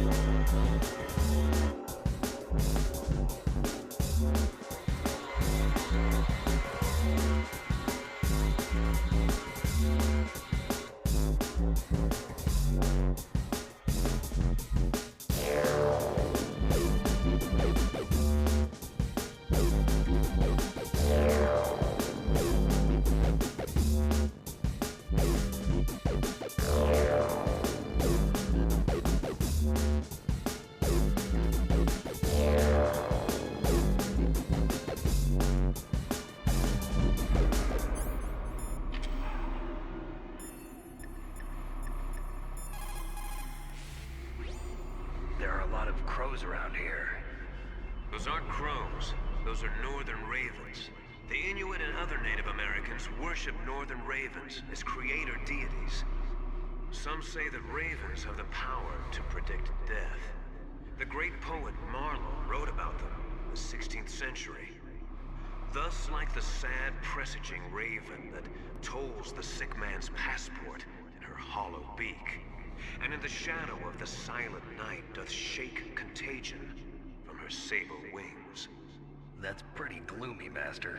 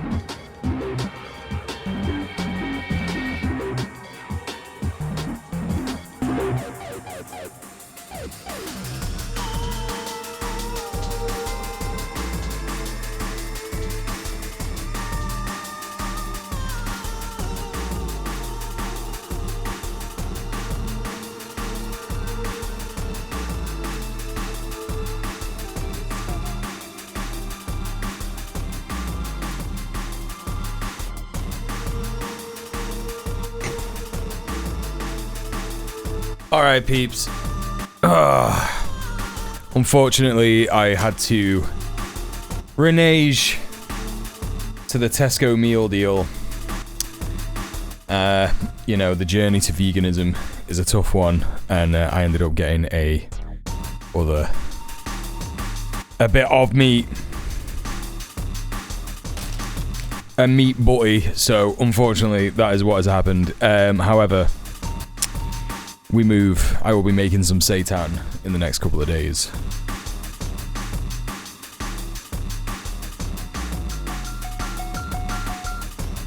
My partner is stopping by as well in a hot minute to pick up some stuff, so I'll just have to meet her very quickly. Let's watch a YouTube video real quick while I eat my lunch. How about that? How about we do that? What do we got? What do we got? What do we got? What do we got? What do we got? What do we got? Unfollowed. Yeah, I deserve it, to be honest. 9% vegetarian, have one meat cheat meal a month. I've been bad the last couple of months. It's tough. I think it's really, really tough if you've been brought up eating meat, especially if your diet has also been like a heavy meat diet for quite a while. It's pretty sad.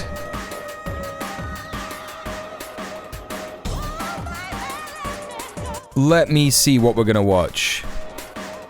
That's pretty long. That's 10 minutes. Old chum. Thank you very much for the follow. Appreciate that.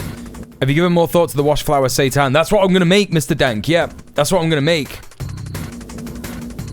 That's what I'm making in the next couple of days. Let's check out this video from... We're going to move on to PAL action stuff, so I guess let's check out this Iran and Israel war, US-Iran-Israel war update from Dropsite News. Let's check this out. I'm Jeremy Scahill from Dropsite News.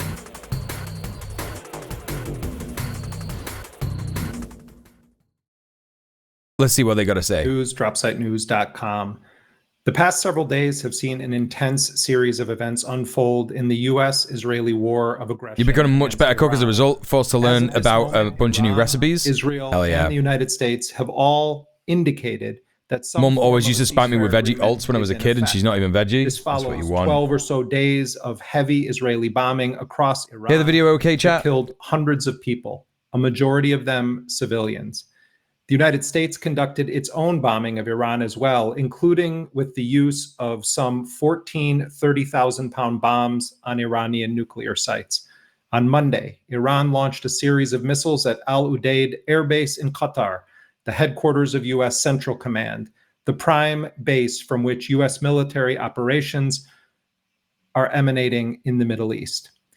As the world waited to see how Donald Trump was going to respond, out of nowhere, Trump posts on his Truth Social site that a ceasefire agreement has been reached.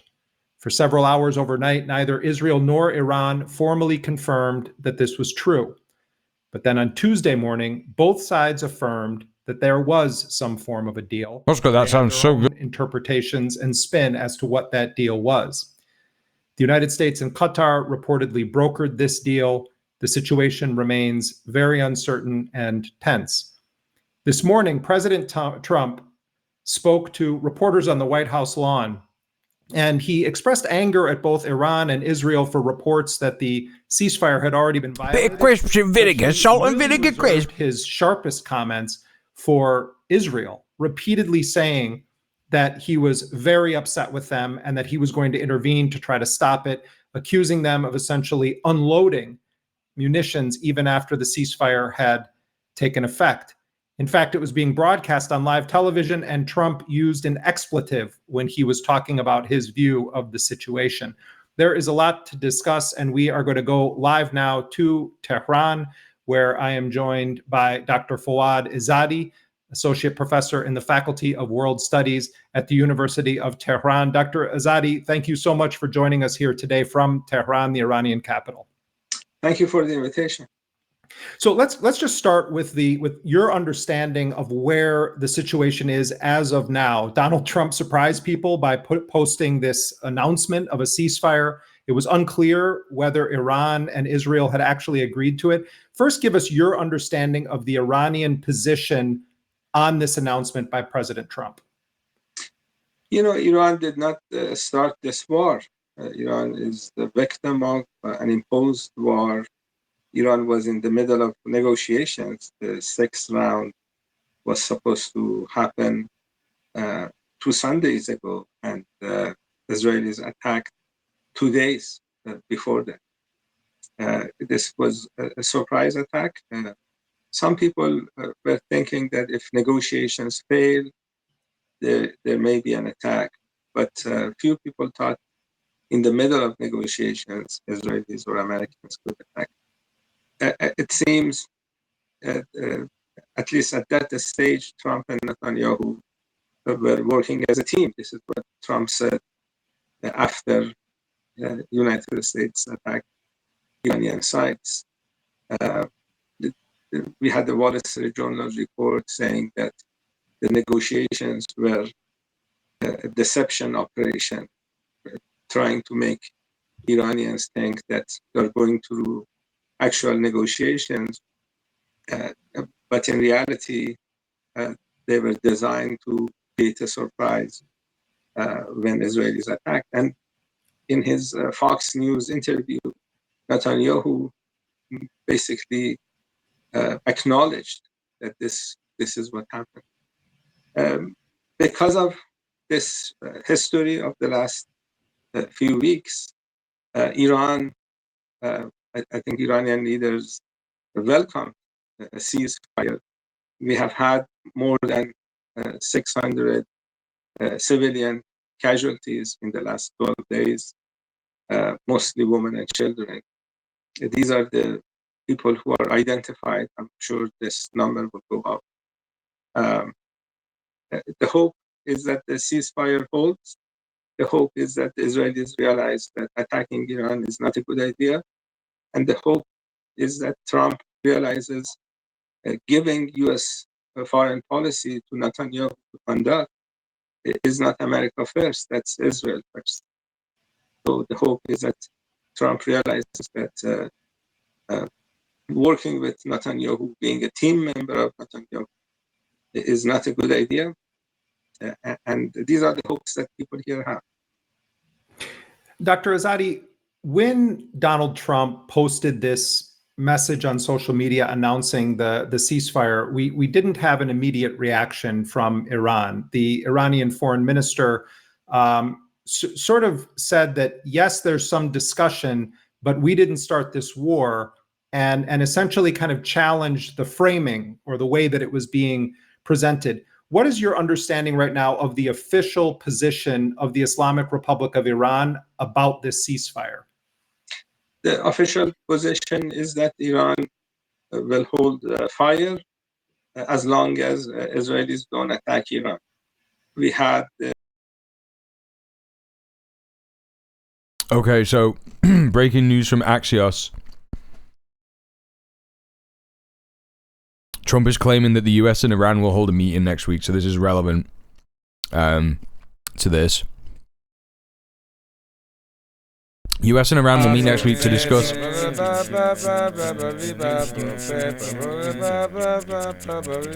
Yo.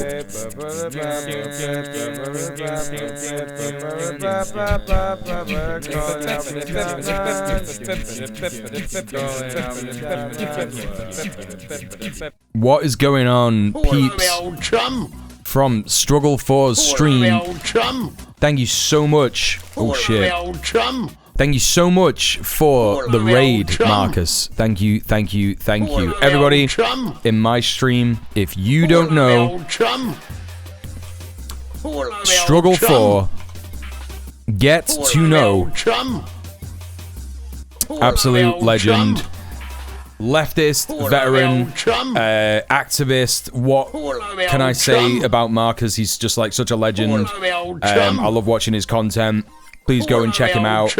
Although it appears that many more of Marcus's audience jumping in to follow me at the moment. If anybody doesn't know Struggle For, please go and check him out. Really into your new YouTube videos as well, dude. Really love these interviews that you're doing with activists and stuff. Hit me up in DMs if you want to come on Red Planet. We would love to have you on Red Planet to talk about that kind of stuff.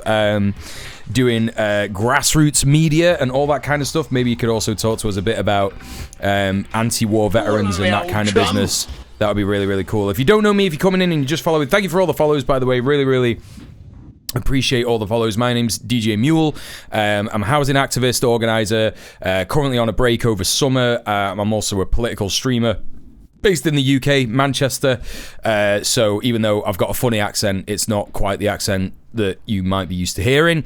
But yeah, thank you so much for all the follows. We're currently just covering Palestine Action is being prescribed as potentially being prescribed as a terrorist organization in the UK. While I've got most people's attention, I will direct you to our comrade, my partner's best friend, who I didn't get to meet because just as I met my partner, she was violently snatched away from us and put into a prison in the UK on remand under terror charges for taking action with Palestine Action. Palestine Action, if you don't know, is a activist group that basically disrupts the Israeli war machine in the UK. So Elbit Systems is one of those organizations. Please, if you can, if you're in the UK or even if you're not, you can donate via this this link here that my partner made for information about Yulia. She is suffering so much. On remand in the UK basically means she's being held at the moment without trial in prison, and she's also been taken away from her friends in Manchester down to even further past London. So every week my partner and Yulia's partner go and visit her. It's like a 9-hour round trip because of the horrific train prices in the UK. I know that we actually have trains in the UK. People in the US would like that.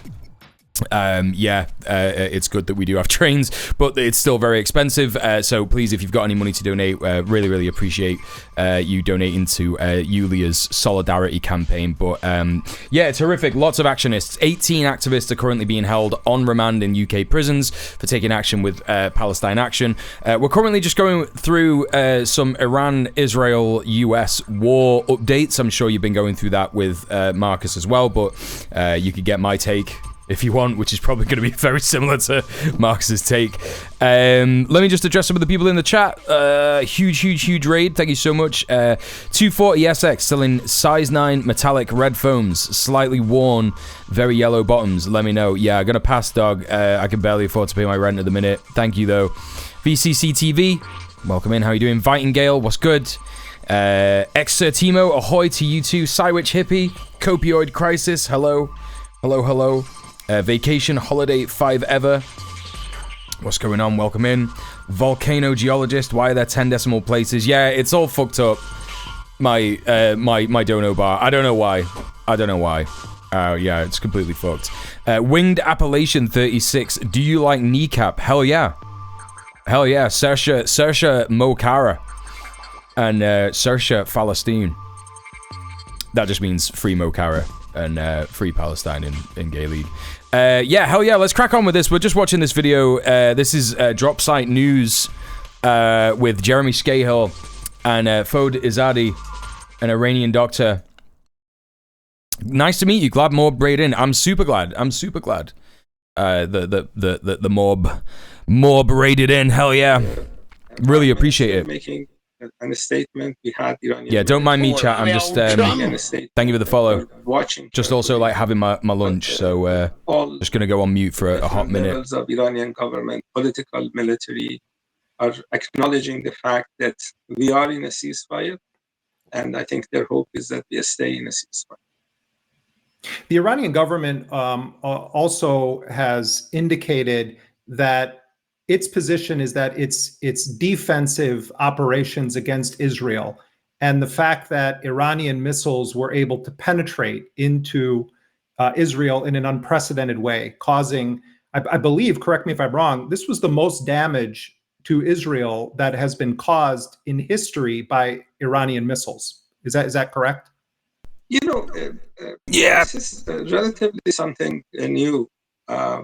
This whole process. He's being so modest. Last year, when Israelis attacked Iranian embassy in Damascus. No, you know. So for the first time, Iran responded to that attack by attacking occupied Palestine. And then the Israelis killed the political leader of Hamas in Tehran when he was here for an official visit. So he was killed, his associates were killed. That was the second time Israelis attacked inside Iran. And Iran responded to that. But in both cases, Iran's response was quite limited. A third... Again, Chai, what you got to remember, what he just referenced there, when the leader of Hamas was assassinated while he was in Tehran, like, what you have to remember is that Hamas is the municipal authority of Palestine, right? Not even Palestine, Gaza. Literally just the government. So, leader of Hamas is not necessarily leader of the Al-Qassam brigades, which is the military wing of Hamas, or Sarai al-Quds, the military wing of occupied Jerusalem. You know, what everybody wants you to think and remember all the time is that, like, Hamas are evil, they're a scary terrorist organization. They are literally just the government of Gaza. That's literally it. This is the same thing, you know, just in case anyone is in any way not understanding what's happened here. It's exactly the same if, like, I don't know, Hakeem Jeffries, yeah? I know Hakeem Jeffries is a piece of shit and people don't like him, but, you know, it is the same as, like, Hakeem Jeffries going to Tehran and being assassinated by Israel, or by anyone, going anywhere and being assassinated. It's the same kind of thing, you know? Attack by Israelis came. You will always hear Zionist detractors saying things like, Hamas are terrorists, Hamas are attacking people, and it's like, we have to be ruthless. Hamas is the municipal government of Gaza. The military wing they're referring to is Al-Qassam, Sarai al-Quds. They don't even know who Israel is, quote, at war with, and that's because they're not at war, they're doing a genocide. You know the score. Attacking some of Iran's defenses without any provocation. So the first instance, the second instance, the third instance were Israeli initiatives. They started. And Iran decided not to respond the third time. And so there was this talk that since Israelis attacked Iran again, Iran needs to respond. But some of the military leaders that were killed 2 weeks ago by Israelis argued that this may escalate the situation. They reserved the right to respond to the third Israeli attack, but they never did until you had the attack, the surprise attack 12 days ago. And then Iranians realized that unless there is a cost to attacking Iran, this will continue. So this time, Iran's response was much more serious. They continued to fight back, and the Israelis continued to bomb Iran. Until today, the Israelis apparently are going to follow the ceasefire, and if they do, Iran will stop. And the hope is that this is not repeated again. Okay, so this came out. So this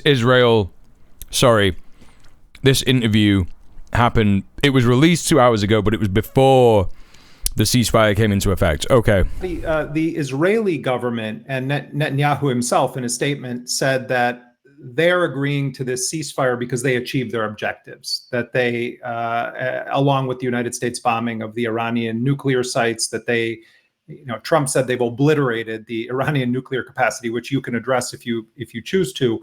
But I want to get your response. What's to hilarious? This statement by What's hilarious is that Israel are like, yeah, we definitely achieved our objectives in Iran, and they're saying that openly, right?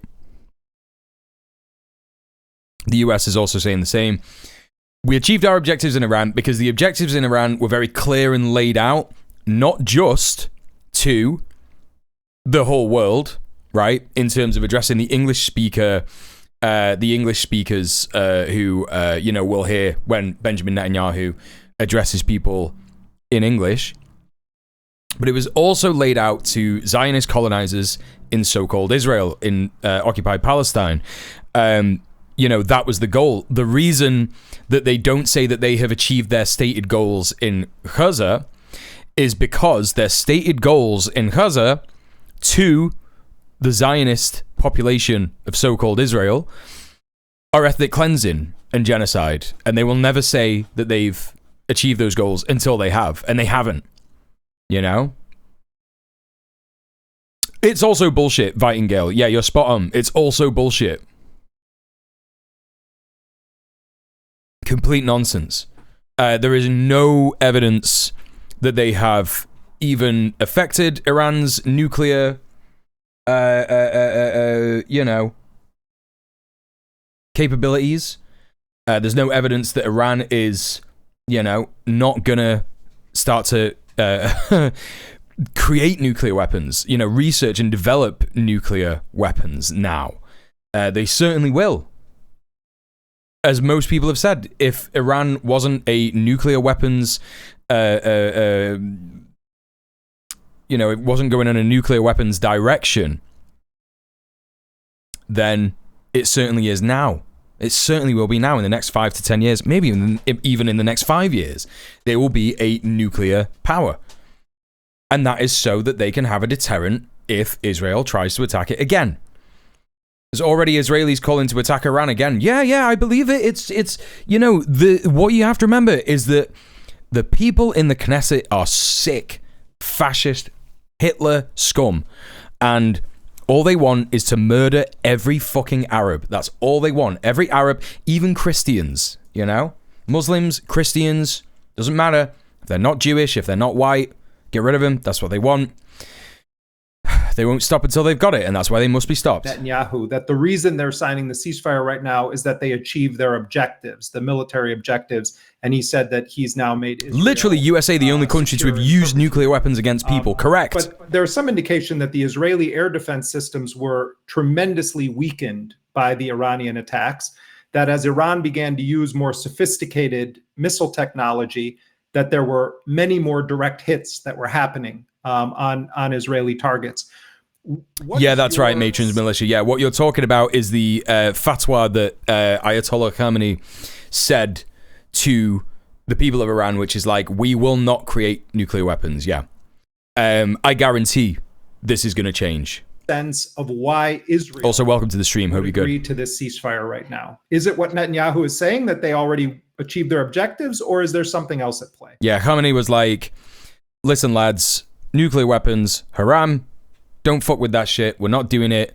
And again, like it's more and more evidence that Khamenei is not like some psycho Islamist fundamentalist who is, going to be wanting to like behead people and shit like that.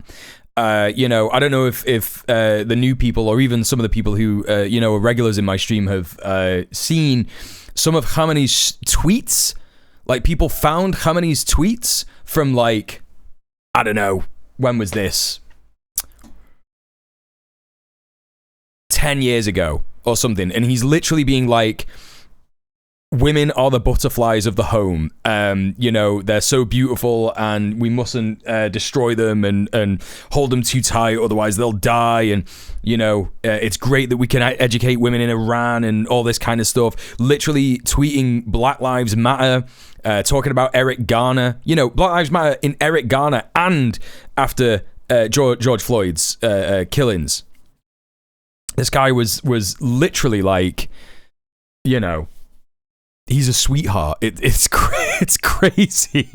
You know, Israelis have been asked by the world to stop their genocide in Gaza. And there have been 5 UN resolutions so far asking for a ceasefire in Gaza. And the United States and Israel have refused to do that, and the United States has vetoed these resolutions. So that's a ceasefire. So why is it that they refuse to have a ceasefire in Gaza, and then, according to Trump, Israelis ask Trump for a ceasefire? So what's the difference between Gaza and Iran?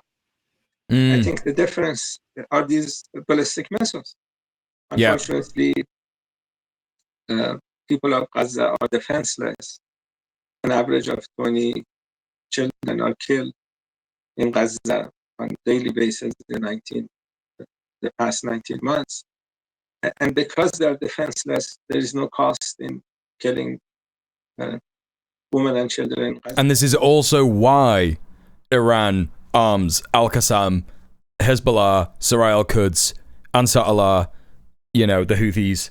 This is why they do that, because they understand and recognize that Palestinians have been, not necessarily lower in the tech tree, as it were, when Zionist militias invaded and murdered people, but that they were overpowered when the Zionist militias came in and murdered, set people on fire, like burned villages, raped women and children, just absolutely terrorized, destroyed the Arab population, the Palestinian population in Palestine, and then occupied it. Demanded space. They were funded by the UK. And also, the USSR had its hand in this as well. I'm a big believer in don't believe everything you hear about the USSR, but certainly the USSR had made space for people like who we looked at on the stream before, this organization that is saying that every Jew needs to leave New York now because Andrew Cuomo, the sex pest, didn't become the Democratic primary candidate. How dare a brown Muslim man ever who says that Jewish people shouldn't be allowed an ethno-state. Betar, literally, we found out, look, I'll fucking Google it again. Betar worldwide, the Betar movement, literally one of the several right-wing youth movements that arose at the time in 1923 for revisionist Zionist youth movements, adopted special salutes and uniforms influenced by fascism.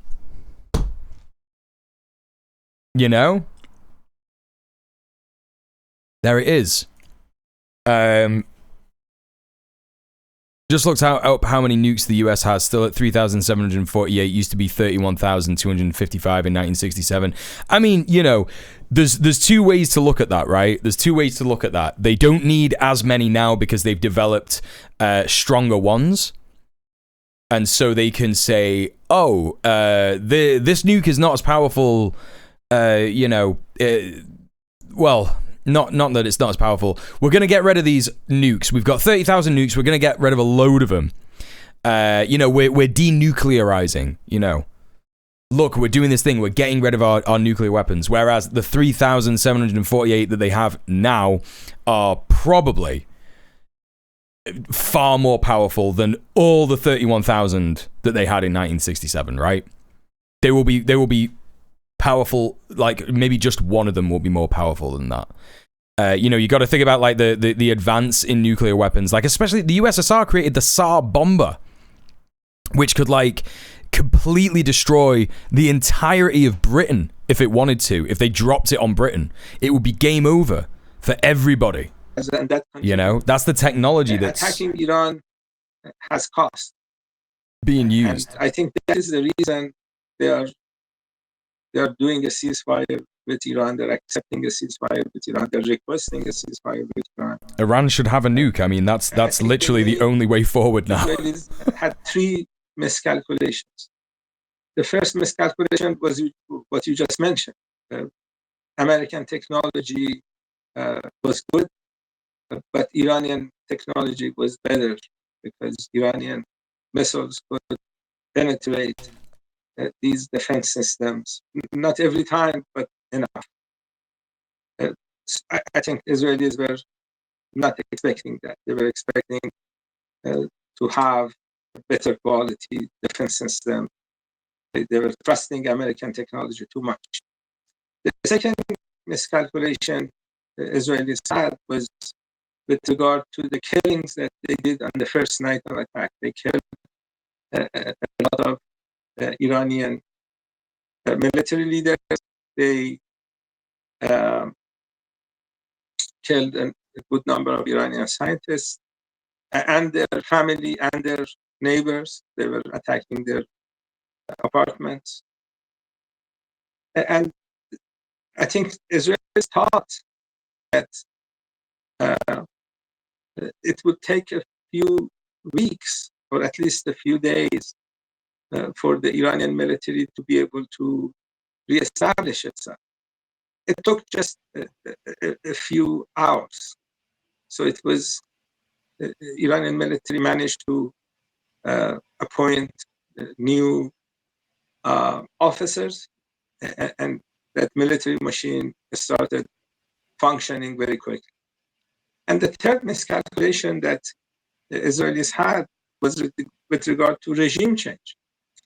On the second day of attacks, Netanyahu had a message for the Iranian people. He asked them to come to the streets and unite. And they did, against him and against Trump. Another one here, chat. Israel has launched nearly 35,000 attacks across 5 countries over the past 20 months. These countries just so happen to be part of the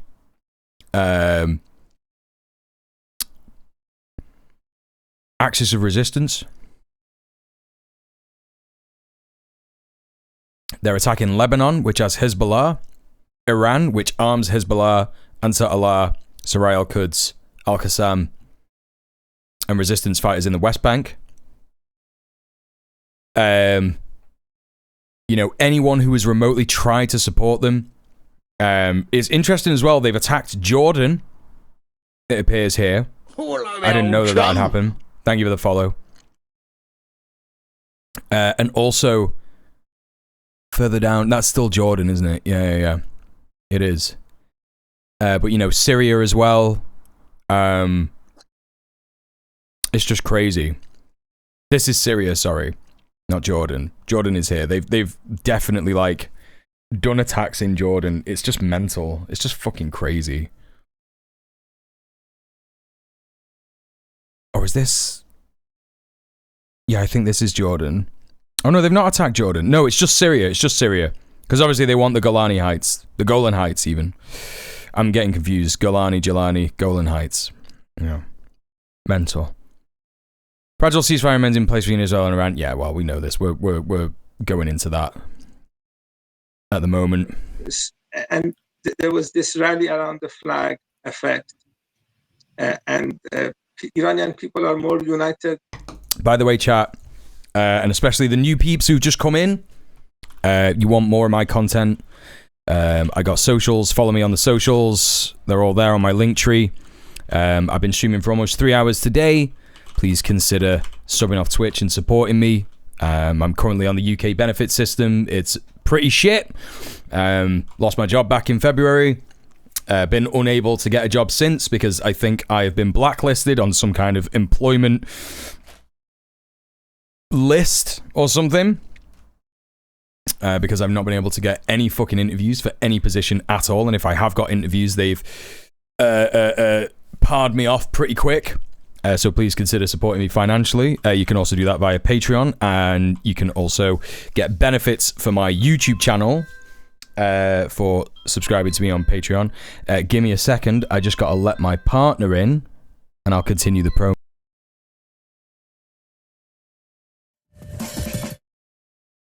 Today, then any other time during my lifetime, thanks to Netanyahu and Trump.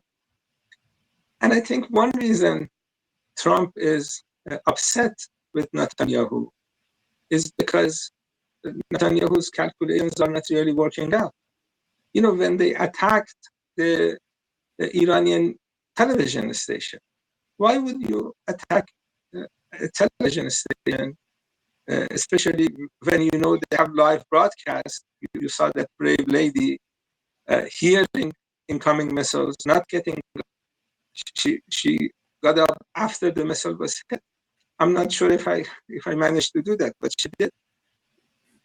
Iranian ladies are generally braver than most people I have seen.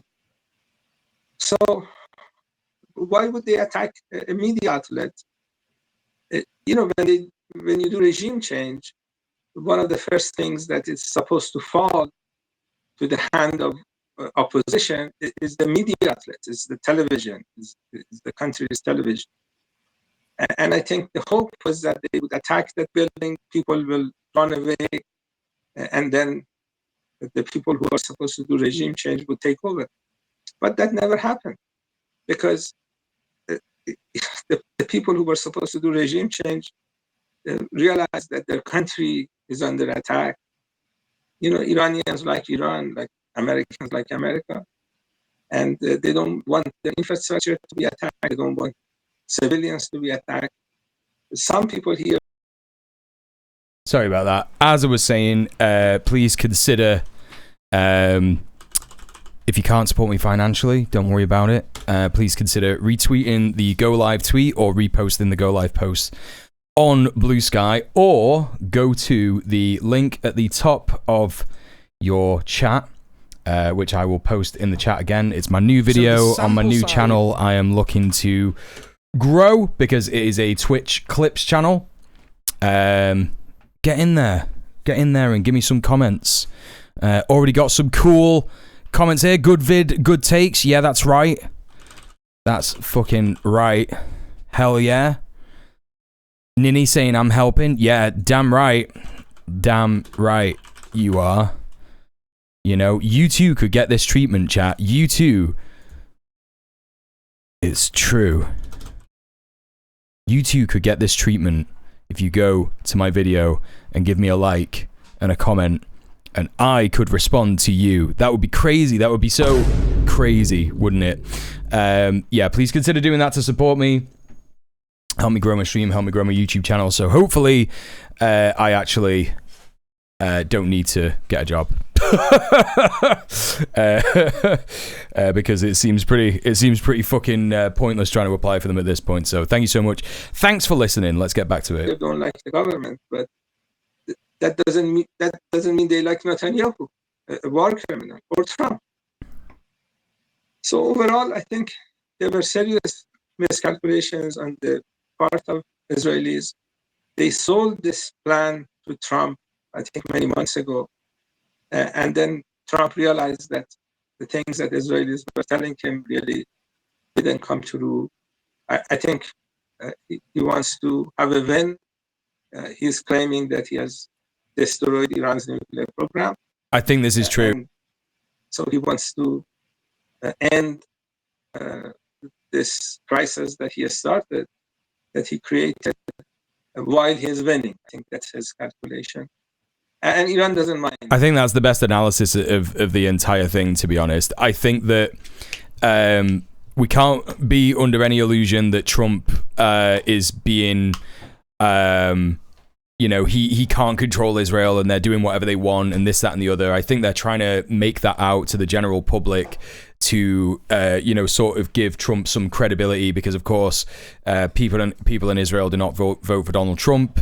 People in the USA do not vote for, well, they do vote for Israel. They don't know it. The old chum. Thank you very much, but they don't vote for Netanyahu particularly. And so this idea that Trump is being, you know, oh, I can't control, you know, it's the same shit that Biden said. Biden was like, or Biden's staffers were like, I heard Biden on the phone with Netanyahu and he was being very, very stern. And it's like, dude, you could just stop all aid. Like, you could, if you don't like what they're doing, you could just stop the money.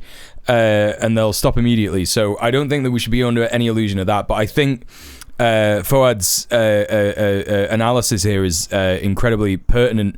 I think it's absolutely that. I think that Trump said to Netanyahu, what do you think we could do? Do you think we could take out their nuclear weapons?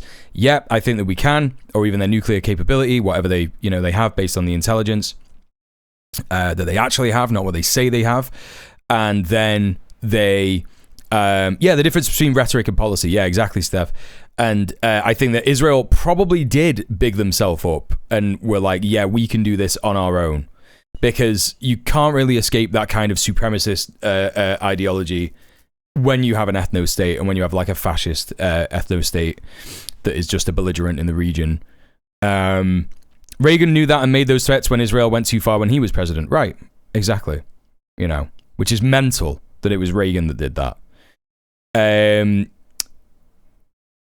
I think that then Trump, who does not like losers, remember that is the key part of his personality, and it's almost the key part of his politics. It's why, what happened with Elon Musk happened, to be honest. And I think he realized, Israel are losers. They can't do this on their own. They're going to need the US to get involved. Will get involved, even though my military aides have been telling me for weeks that they don't know if the bunker buster bombs we have can penetrate Fordo. And they certainly most likely haven't, based on all information that we have. And then Trump was like, no, we won. We did it. We won. We took, it's all propaganda. It's all propaganda nonsense.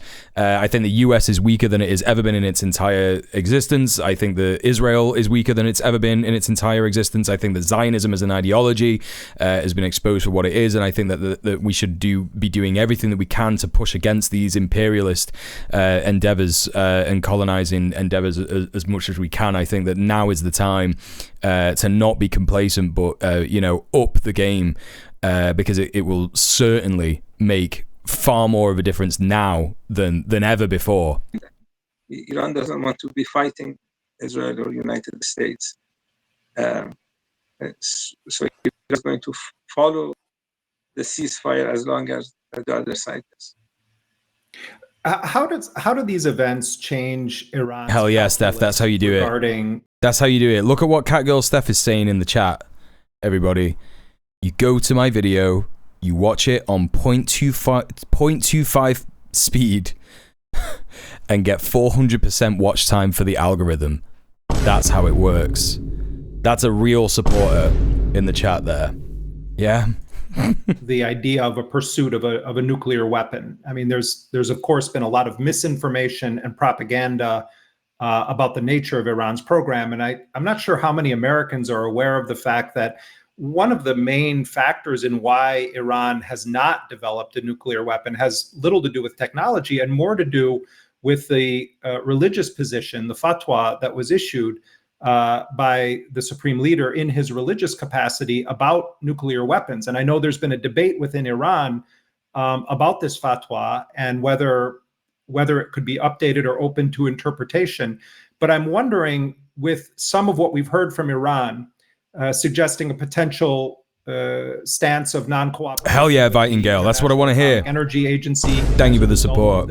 Legendary. We're saying, as the foreign minister said in Turkey the other day, that the Nuclear Non-Proliferation Treaty, which Iran is a signatory to and Israel is not, failed to protect Iran. So my question for you is, does it make it more likely now? Is part of the message that's been sent that if you want to avoid this type of aggression, or if you want to have an actual effective deterrent, purple is also one of my favorite colors, Vitingale. Actually should be pursuing a nuclear weapon? There are some people in Iran that are asking the same question. Two nuclear weapon states attacked a non-nuclear weapon state. This is the first time in history that has happened. While the U.S. intelligence community in March published a report, it's still available online. DNI. Hey Johnny, how are you doing? Director of National Intelligence has that website, dni.gov. .gov, I believe, yeah. .gov, yeah. The report says three things about Iran's nuclear program. This is a worldwide threat assessment that the U.S. intelligence community provides. This is a consensus of what U.S. intelligence community believes. So they said three things about Iran's nuclear program. The first thing they said is that Iran doesn't have a nuclear weapon. The second thing they said, very importantly, they said that Iran doesn't have a nuclear weapon program. And the third thing they said is that Iranian leaders have not decided to have a nuclear weapon program. They're lying. This is what they said.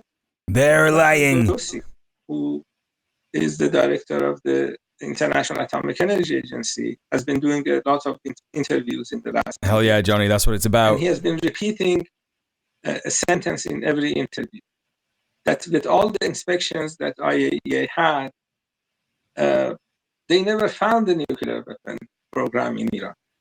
And IAEA, the International Atomic Energy Agency, is exactly, Steph. $39 million annually.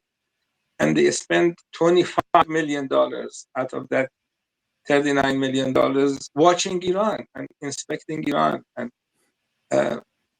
going different sites in Iran. And the three sites that were bombed were under IAEA inspection. They visit these sites regularly.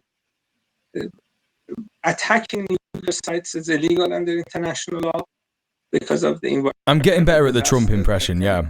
Provide. One day I'll be as good as Sophie. Attack these sites when one day soon.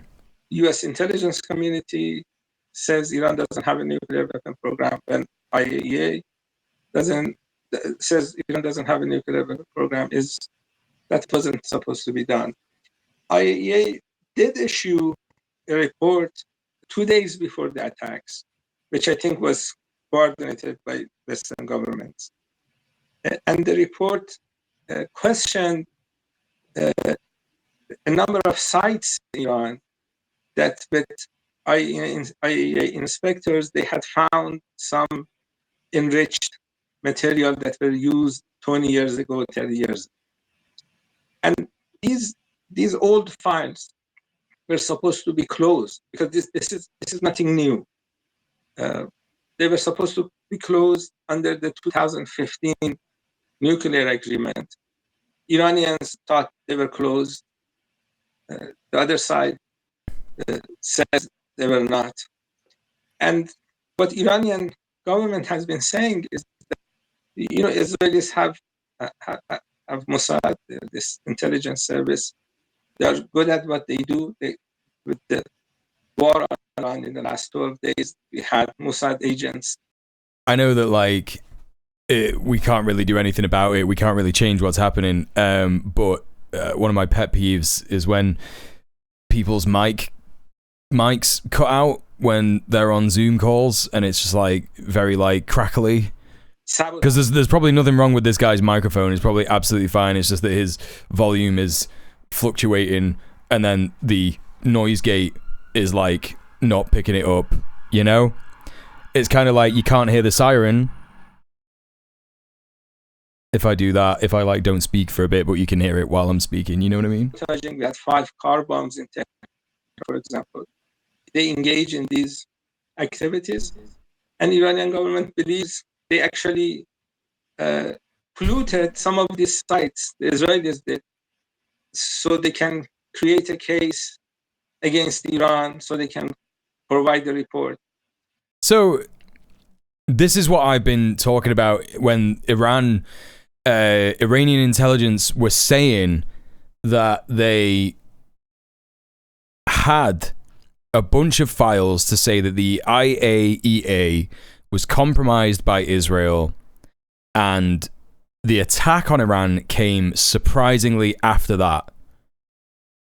Zoom also sucks. This is true. It said that they had intelligence that the IAEA was compromised. What this guy's saying sort of corroborates that information. However, remains to have any sort of solid evidence that this is true, because we've not seen this compromat that's been obtained. But it would be super funny if the Iranian government just like released this information.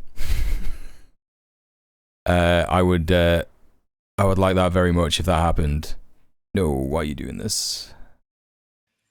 But the report, first of all, didn't say that Iran was making a nuclear bomb. The report was questioning some of these old sites. And then that doesn't give permission to Israelis or Americans to attack. Yeah. IAEA makes the report. They present that report to the UN Security Council. If a country in the UN Security Council thinks that this is a dangerous situation, they would have a resolution. If that resolution gets enough vote, that country can be put under Article 42 of Chapter 7 of the UN Charter, and then you can attack if you have permission from the Security Council.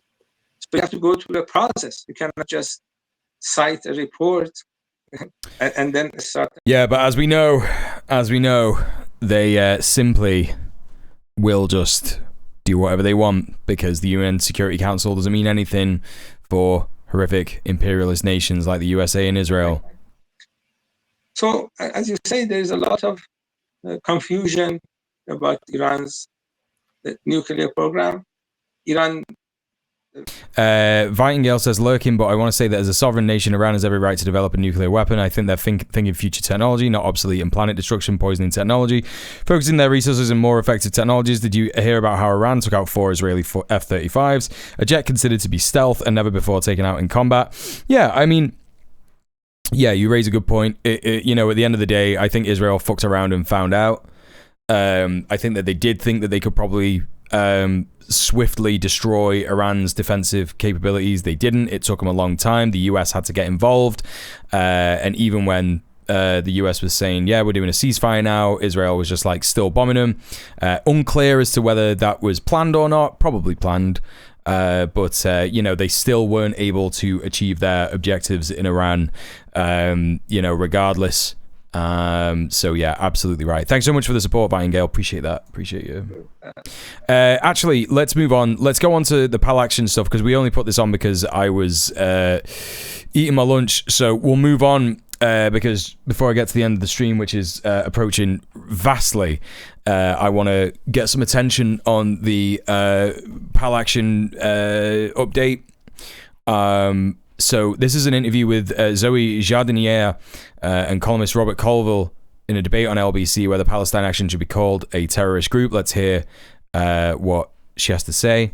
It is not their intention to intimidate or to damage national security. It is their intention to prevent war crimes from taking place, which are taking place. They knew they were committing criminal damage. They knew they were committing vandalism, and they should be charged under those terms. The idea that they are terrorists and that I, now for expressing my support for them, could face serious terrorist charges, up to 14 years in jail, is a terrifying escalation and abuse of state power, and we should not stand for it for a second. I don't think they're terrorists. I do think they're wankers. I mean, just, you know. And here's the thing. Yeah, you can sit there in your fucking suit and your shit glasses looking like David Cameron, a squashed David Cameron, and be like, I don't think they're terrorists, I think they're wankers. Yeah, fine. Yeah, good. You can think that Palestine Action are wankers. That's entirely up to you. You can also think they're terrorists. But to agree and allow the state to designate them as a terrorist organization is beyond the pale. I grew up 3 miles away from area Price Norton. If you were stupid enough to try and hop the fence, you would have expected to be shot. Thanks for the follow. Security guards. And I think there's quite a lot of people wondering why the hell that didn't happen this time. Well, it's because they got past the security guards, you absolute melon. That's why. They broke into a high Are you advocating that they should have been shot? It's a military installation guarded by. Are you advocating that they should have been shot? There's quite a lot of. What is this? What kind of conversation are we in? She's right. This is great. She's right. She's absolutely right. You know, again, you know, yeah, exactly. You could think that someone is a wanker and it doesn't mean that they're a state, a threat to anyone. People shouldn't be prescribed as terrorists because they're wankers. People should be, I don't even like using the word terrorist, but like national security threat. People should be prescribed as a national security threat if they pose a threat to any real kind of, sovereignty of people in a country, right? It's like, it's not about, the state is an entity. It's just an idea, The government should absolutely be able to be influenced to make a different decision on something like foreign policy, any kind of policy, domestic policy, foreign policy, whatever it is, by any group. It's called lobbying. Lobbyists do this all the time. Israel does this, famously does this at the expense of hundreds of thousands of pounds to lobby the government to support them in their genocide. If you're going to call Pal Action a terrorist group, you have to call Israel a terrorist organization as well. It's just simply the same thing. Or Zionism. Zionism as an ideology has to be described as what it is, which is just a fascist, genocidal ideology, colonialist ideology. If being a wanker was terrorism, bad news for a lot of England, yeah, we'd be fucked. We would be fucked. Aswin Stanley here promoting this. Super important. There is a legal fundraiser here to support Palestine Action. Please, everybody, give what you can. I know I was saying that I need dough, but Palestine Action is far more important than me. I would happily suffer and, be poor for a longer time if it meant that Palestine Action could continue. They had a £100,000 stretch target. I believe they've hit that. So, of course, I don't think there's any necessity to donate right now, but I would say you still should if you can, and absolutely support them.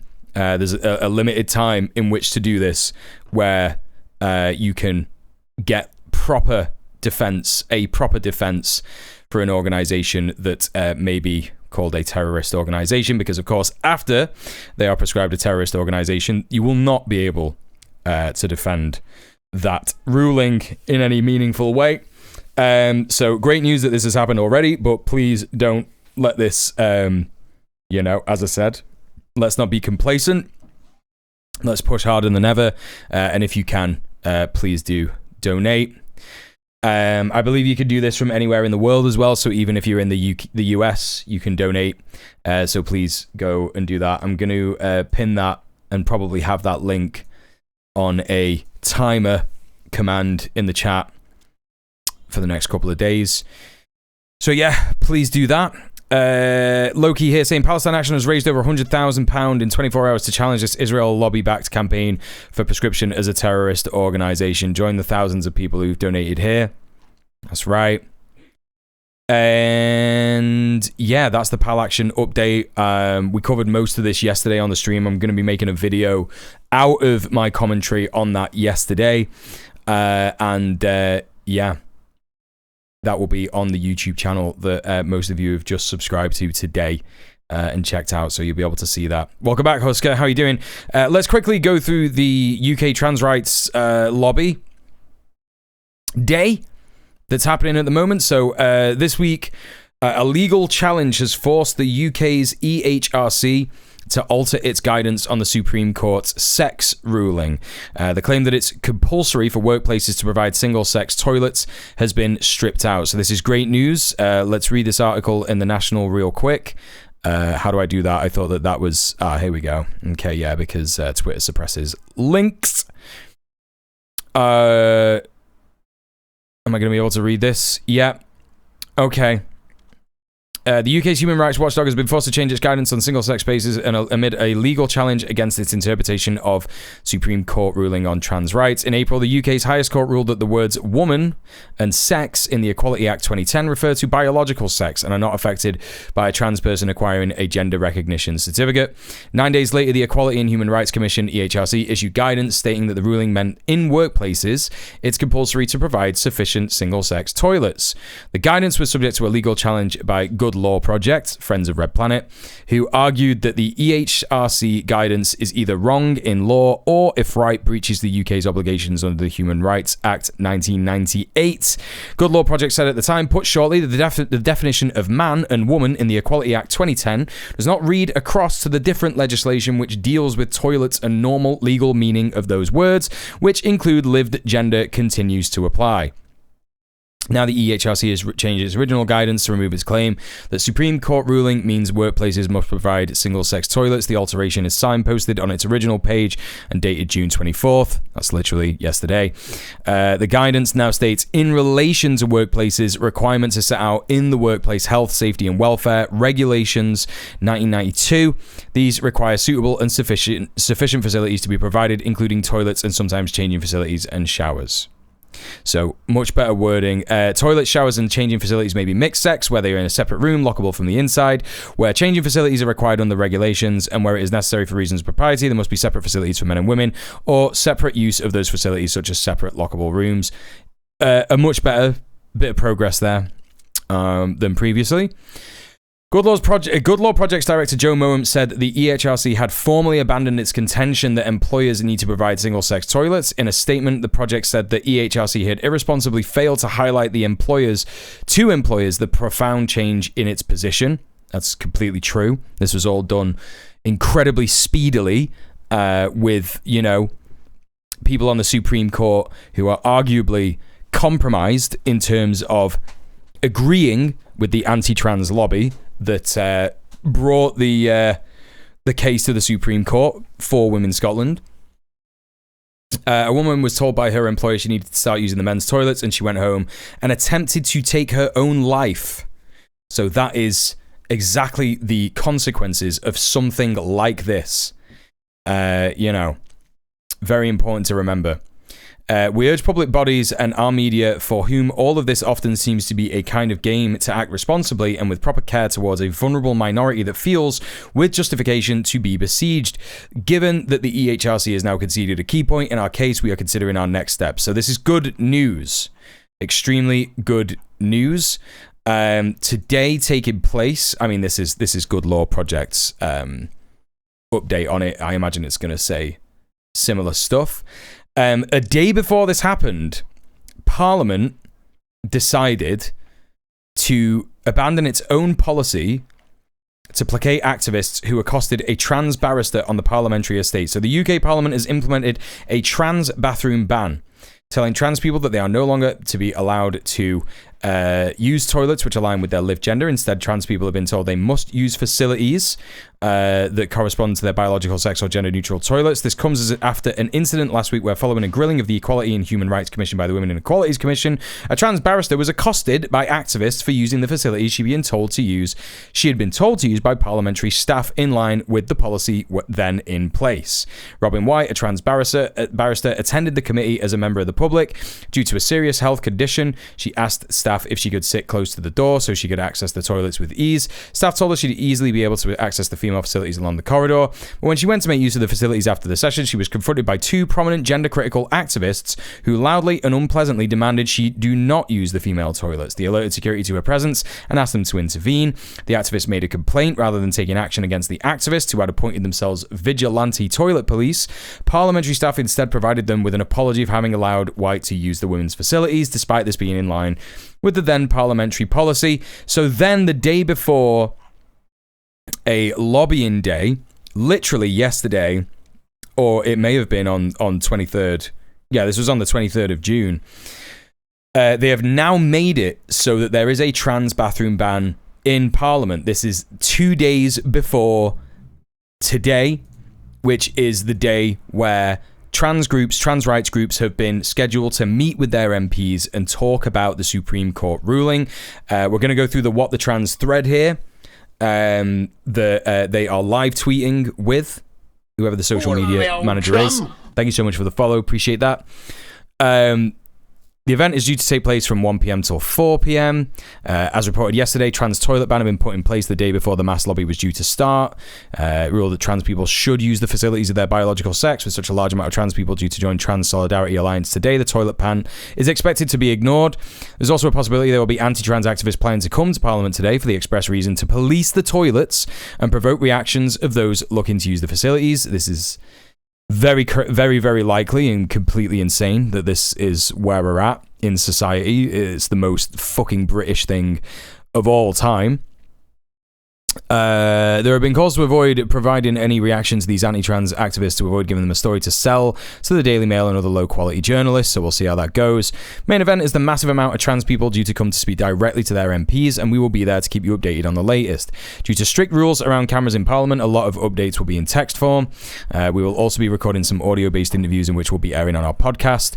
We'll also have someone outside the Parliament reporting on the events happening outside of Parliament too. Just arrived at Parliament. Visitor pass. Let's check out the thread. Never been inside Westminster, so should be exciting. I've been inside Westminster. It's pretty gross. Not going to lie. At Westminster Hall now. Set up a meeting point for their mass lobby, Trans Solidarity. I didn't know this organisation, so I'm going to follow them now. Listen to the briefing from them. They've really well organised this. There'll be 2 types of meetings with MPs done today. The first one is a pre-booked meeting where people have arranged a meeting at Parliament. The next is a green card system where someone from the constituency can request a meeting with their MP. This is how these go. This is exactly what happened when Renters' Rights, the Renters' Reform Bill, the Renters' Reform Coalition went down there. I went down there with GMTU about 3 years ago, maybe 2 years ago, to do the same thing. People are starting to amass at Westminster Hall. I wish I could take photos. There's a growing line of people signing up for green cards at the desk. Some folks are excited, some are nervous. Went to the woman's loo for a pee. It's stupid how that's a notable update. Well, you know what? Great fucking work. Hell yeah, comrade. We're starting to hear people being called in for meetings now. There's a huge queue. Haven't seen anyone finish their meetings with their MP yet. Some people are finishing their meetings. Seems positive so far. Only one NAF meeting. Queues at security are growing more and more. It's getting quite slow to get in. A photo from one of our sources. Lots of allies and trans people. Hell yeah, that's great. That's looking incredible. Person outside also waving a big trans flag. Checks in with the organisers, all positive, or basically party line responses. One more mentioned was Emily Thornberry claiming she was supportive, but in an official capacity, towing the party line. Gross. Absolutely gross. Westminster Hall is at capacity, which is preventing more people from checking in to get their green cards. People are being encouraged to leave if they've been waiting for their MP for more than 20 minutes, which explains why the security queue is at a standstill. First interview done. Took one of the TSA leaflets. Video of the line outside Westminster. Damn. That's looking huge. Okay, I'm going to be done in like... Go. Okay, yeah, no worries. I just got to let my partner out, folks, so just bear with me a second.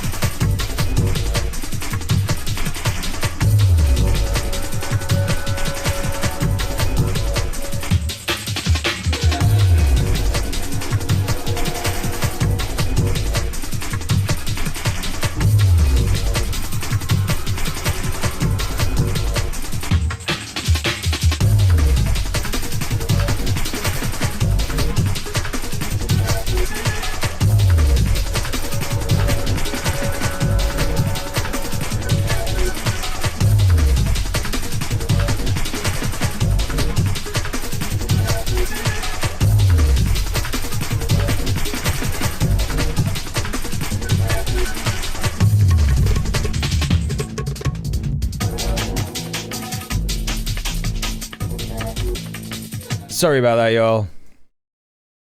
All right, let's keep going with this. All right, so what the trans doing some interviews.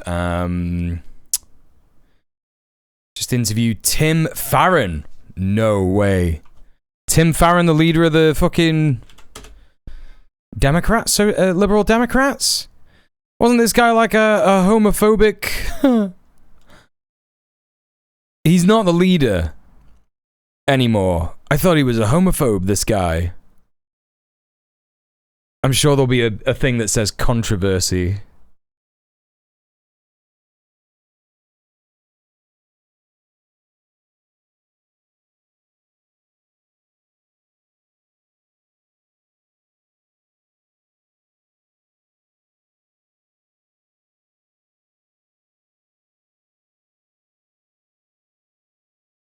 Centre left. Welfare. Education, migration, women and minorities. LGBT rights. In 2007, he voted against the Equality Act regulations, which for the first time imposed a general restriction on businesses discriminating against people on the grounds of sexual orientation.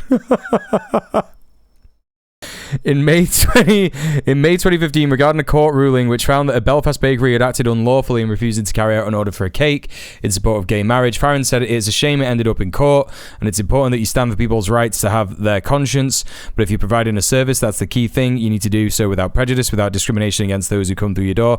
Well, maybe he changed, I don't know. He voted in favour of allowing marriage between two people of the same sex. Alright. In favour of extending the right to same-sex marriage to armed forces personnel. Farron avoided a question from Newman on Channel 4 on his personal beliefs regarding gay sex, saying that his views on personal morality did not matter, adding that to understand Christianity is to understand that we're all sinners. Oh, dude. Yeah, that was it. That was the...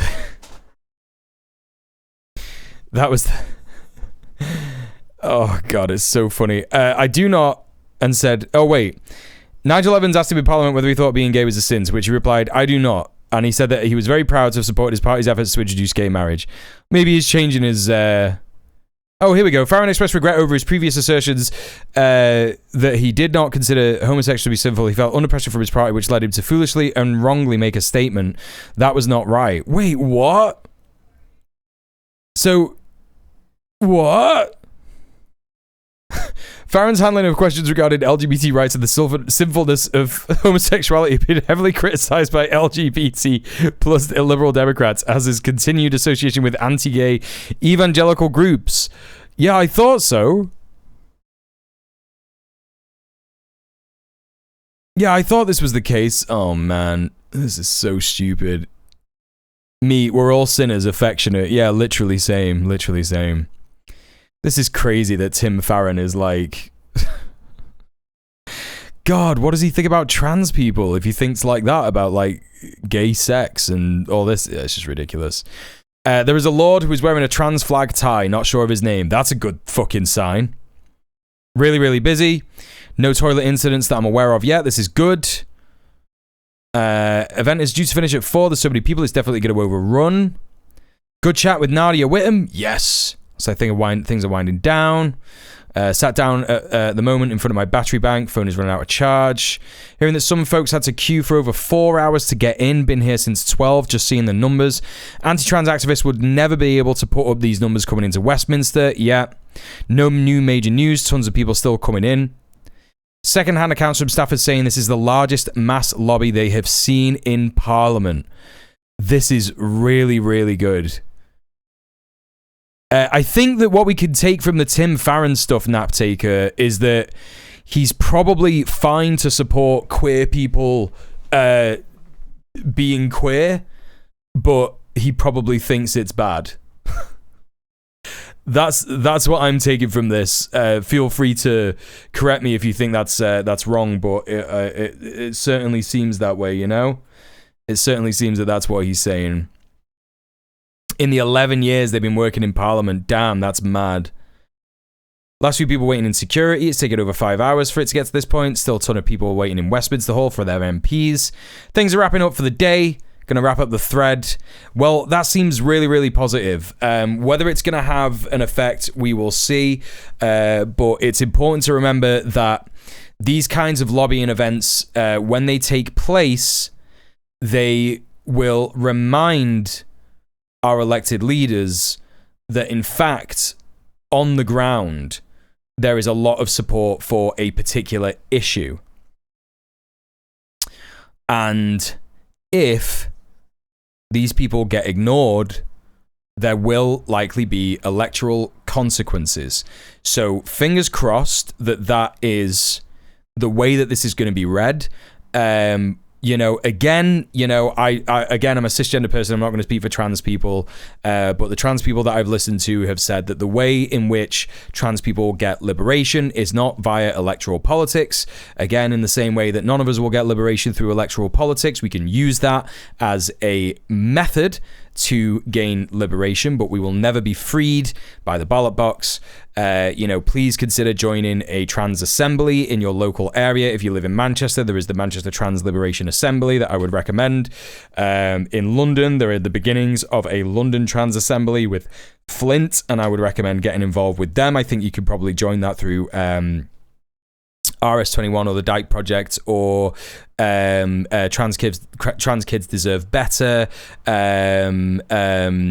maybe even the Trans Solidarity Alliance. I would probably say have a look at the Trans Solidarity Alliance as well, because that's a new one that I've not heard of. So really, really good stuff. And support grassroots trans-led media like What the Trans. I've followed What the Trans for a long time. Very, very cool. Very, very good reporting. Highly rate them. So yeah, absolutely. I am certain that we will win. I'm certain that we will. There's a lot of good news still happening, even though it feels like so much stuff is happening, and it's disgusting. Or you could give money to a trans person like Steph. Yeah, absolutely. And it is also important to remember as well, like, if you're a cisgender queer person like me, and you feel like you have no skin in this game, it is simply not the case, because there are so many homophobic, queerphobic TERFs out there. They are absolutely 100% provably coming for every queer person next. And not even next. Hey, good Morty, how you doing? This is the kind of thing one would expect to see if we're on the road to liberation. Hell yeah, Morty. Hell yeah. Also, everybody go follow Good Morty. Stopped in on one of your streams like a couple of weeks ago or something. Maybe like a week or two ago. Go check out Good Morty. He's great. How are you doing? All right, cool. So there you go. There's the update on the UK trans rights lobby. We got a bit more stuff about UK news, but it's nothing massive at the moment other than the... Let's have a look. Can we see something about the PIP thing? Let me see. Welfare cuts. Okay, so the welfare cuts rebellion has been dismissed by Keir Starmer, and Kemi Badenoch has said that the Tories will support and vote for the welfare cuts that Labour are introducing. So this is cuts to PIP, cuts to universal credit, particularly for disabled people, as disabled people are people who get PIP, and also majoritively universal credit. More than 120 of his MPs are saying that they are going to vote down the bill as a rebellion, but Kemi Badenoch has said the Tories will support the bill if they make it even worse. So Keir Starmer has shrugged off mounting Labour unrest over his flagship welfare cuts, dismissing the backlash as noise is off, insisting his party remains pretty united behind the need for change. The Prime Minister is facing the biggest revolt of his premiership as more than 120 MPs signalled an amendment they could vote against the welfare bill on Tuesday in a rebellion led by select committee chairs and previously loyalist Labour MPs. Ministers have told The Guardian they do not believe the government has the option to press ahead with the bill in the face of such unrest. However, senior sources both in the Department for Work and Pensions and Number 10 have insisted it will be voted on next Tuesday. God, I hope that it gets absolutely plastered, destroyed, you know? Speaking at the NATO summit in The Hague, he shouldn't come home. The Prime Minister rejected suggestions he lacked political instinct, pointing to Labour's landslide election win as proof of his judgment. It was not a landslide win! It was not! It was one of the lowest voter turnouts in the history. In the history of the UK. Hey, Middle-earth Marxist, how you doing? Welcome in. Oh, man, this is just so stupid. Angela Rayner, the Deputy Prime Minister, said the government would press ahead with a Commons vote on the bill next Tuesday. Angela Rayner has completely ruined any goodwill I had for her, any good faith. Just an absolutely disgusting turncoat piece of shit, class traitor. I'll tell the Right Honourable Member why we're pressing ahead with our reforms, and that is because we're investing £1 billion into tailored employment support. A right to... Buddy, £1 billion into tailored employment support is not going to get people jobs when jobs aren't hiring, when there are simply no jobs out there. Here's an idea. What if the government created jobs by funding public services? What about that? To help more people back into work and ending... Look at fucking Rachel Reeves sat here being a fucking scum-sucking piece of shit. Lucy fucking Powell, my fucking MP. Jesus severely Christ. disabled who will never be able Scum, to work. the lot of you. Mr. Speaker, we won't walk away and stand by and abandon millions of people trapped in the failing system. No, but you will walk away and abandon literally hundreds of thousands of disabled people. Behind by him and his colleagues. Scum, shut the fuck up. Damn, that really annoyed me. I literally can't fucking stand Angela Rayner anymore. I can't believe that I ever had any kind of respect for her whatsoever. Piece of shit. Literally making the system a more lethal trap. Oh, mamma mia, pizza pasta. Right, listen, chat. Thank you so much for hanging out. It's been really good. Thank you so much for all the support. Again, don't forget. Do not forget that I've got socials that it would be cool to be supported on. Oh, let me just move my leg. Oh. Go and check them out at the link tree. Please go and check out my sub off Twitch link. Please give me some money. That would be really cool. Check out my Patreon. Go and check out the latest video, which is pinned at the top of the YouTube chat. I am gonna stick it in the main chat as well there. Please go to that immediately and leave a comment. Yeah?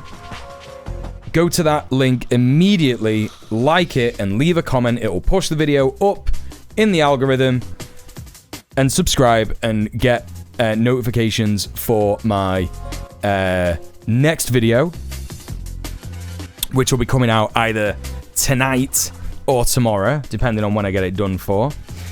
We're going to go raid someone now. Let me just go and see who's live. It is 6 p.m., 20 past 6 UK time. Let's go raid Ugopnik. He is also covering some of the similar stuff that I am covering.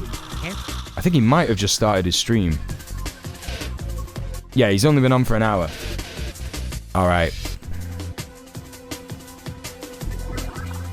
How do I do this again? Oh yeah, that's how you do it. That's how you do it.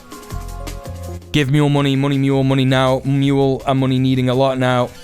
It's true, and many, many more people are saying this. It's going to be a 69 raid. Well, you have got Struggle 4 and the amazing new followers and streamers to thank for that. Although, not everyone joins a raid automatically, so it very well may not be a 69 viewer raid, but if it is, that would be great. Ugopnik Twitch. I'm pretty sure that should work. Yep, that's the right one. Alright. It's more than 69, it's 71. Okay, cool. Well, you know, if 2 people drop out and decide to go their own way, I won't be upset by that. Raid right through this portal. Here's the raid message chat. Raid if you're a sub. Raid if you're not a sub. After that, join me in saying hi to you, Gopnik Twitch. Absolute legend. Check out his YouTube channel as well. Check out the Deprogram. Very, very cool Marxist-Leninist analysis of stuff. Go and show them some love, but we're going to go and jump into Ugopnik's stream right now anyway. Yeah, thank you so much, everybody. Thank you so much for being here. Thank you so much, all the new followers. Thank you so much for the donos. Thank you so much for the raid struggle for. Thank you so much for just being here and hanging out with me. I'll be back tomorrow at 2 p.m. UK time. See you then. Stay excellent to each other. Mwah. Peace, peace, peace. Good day.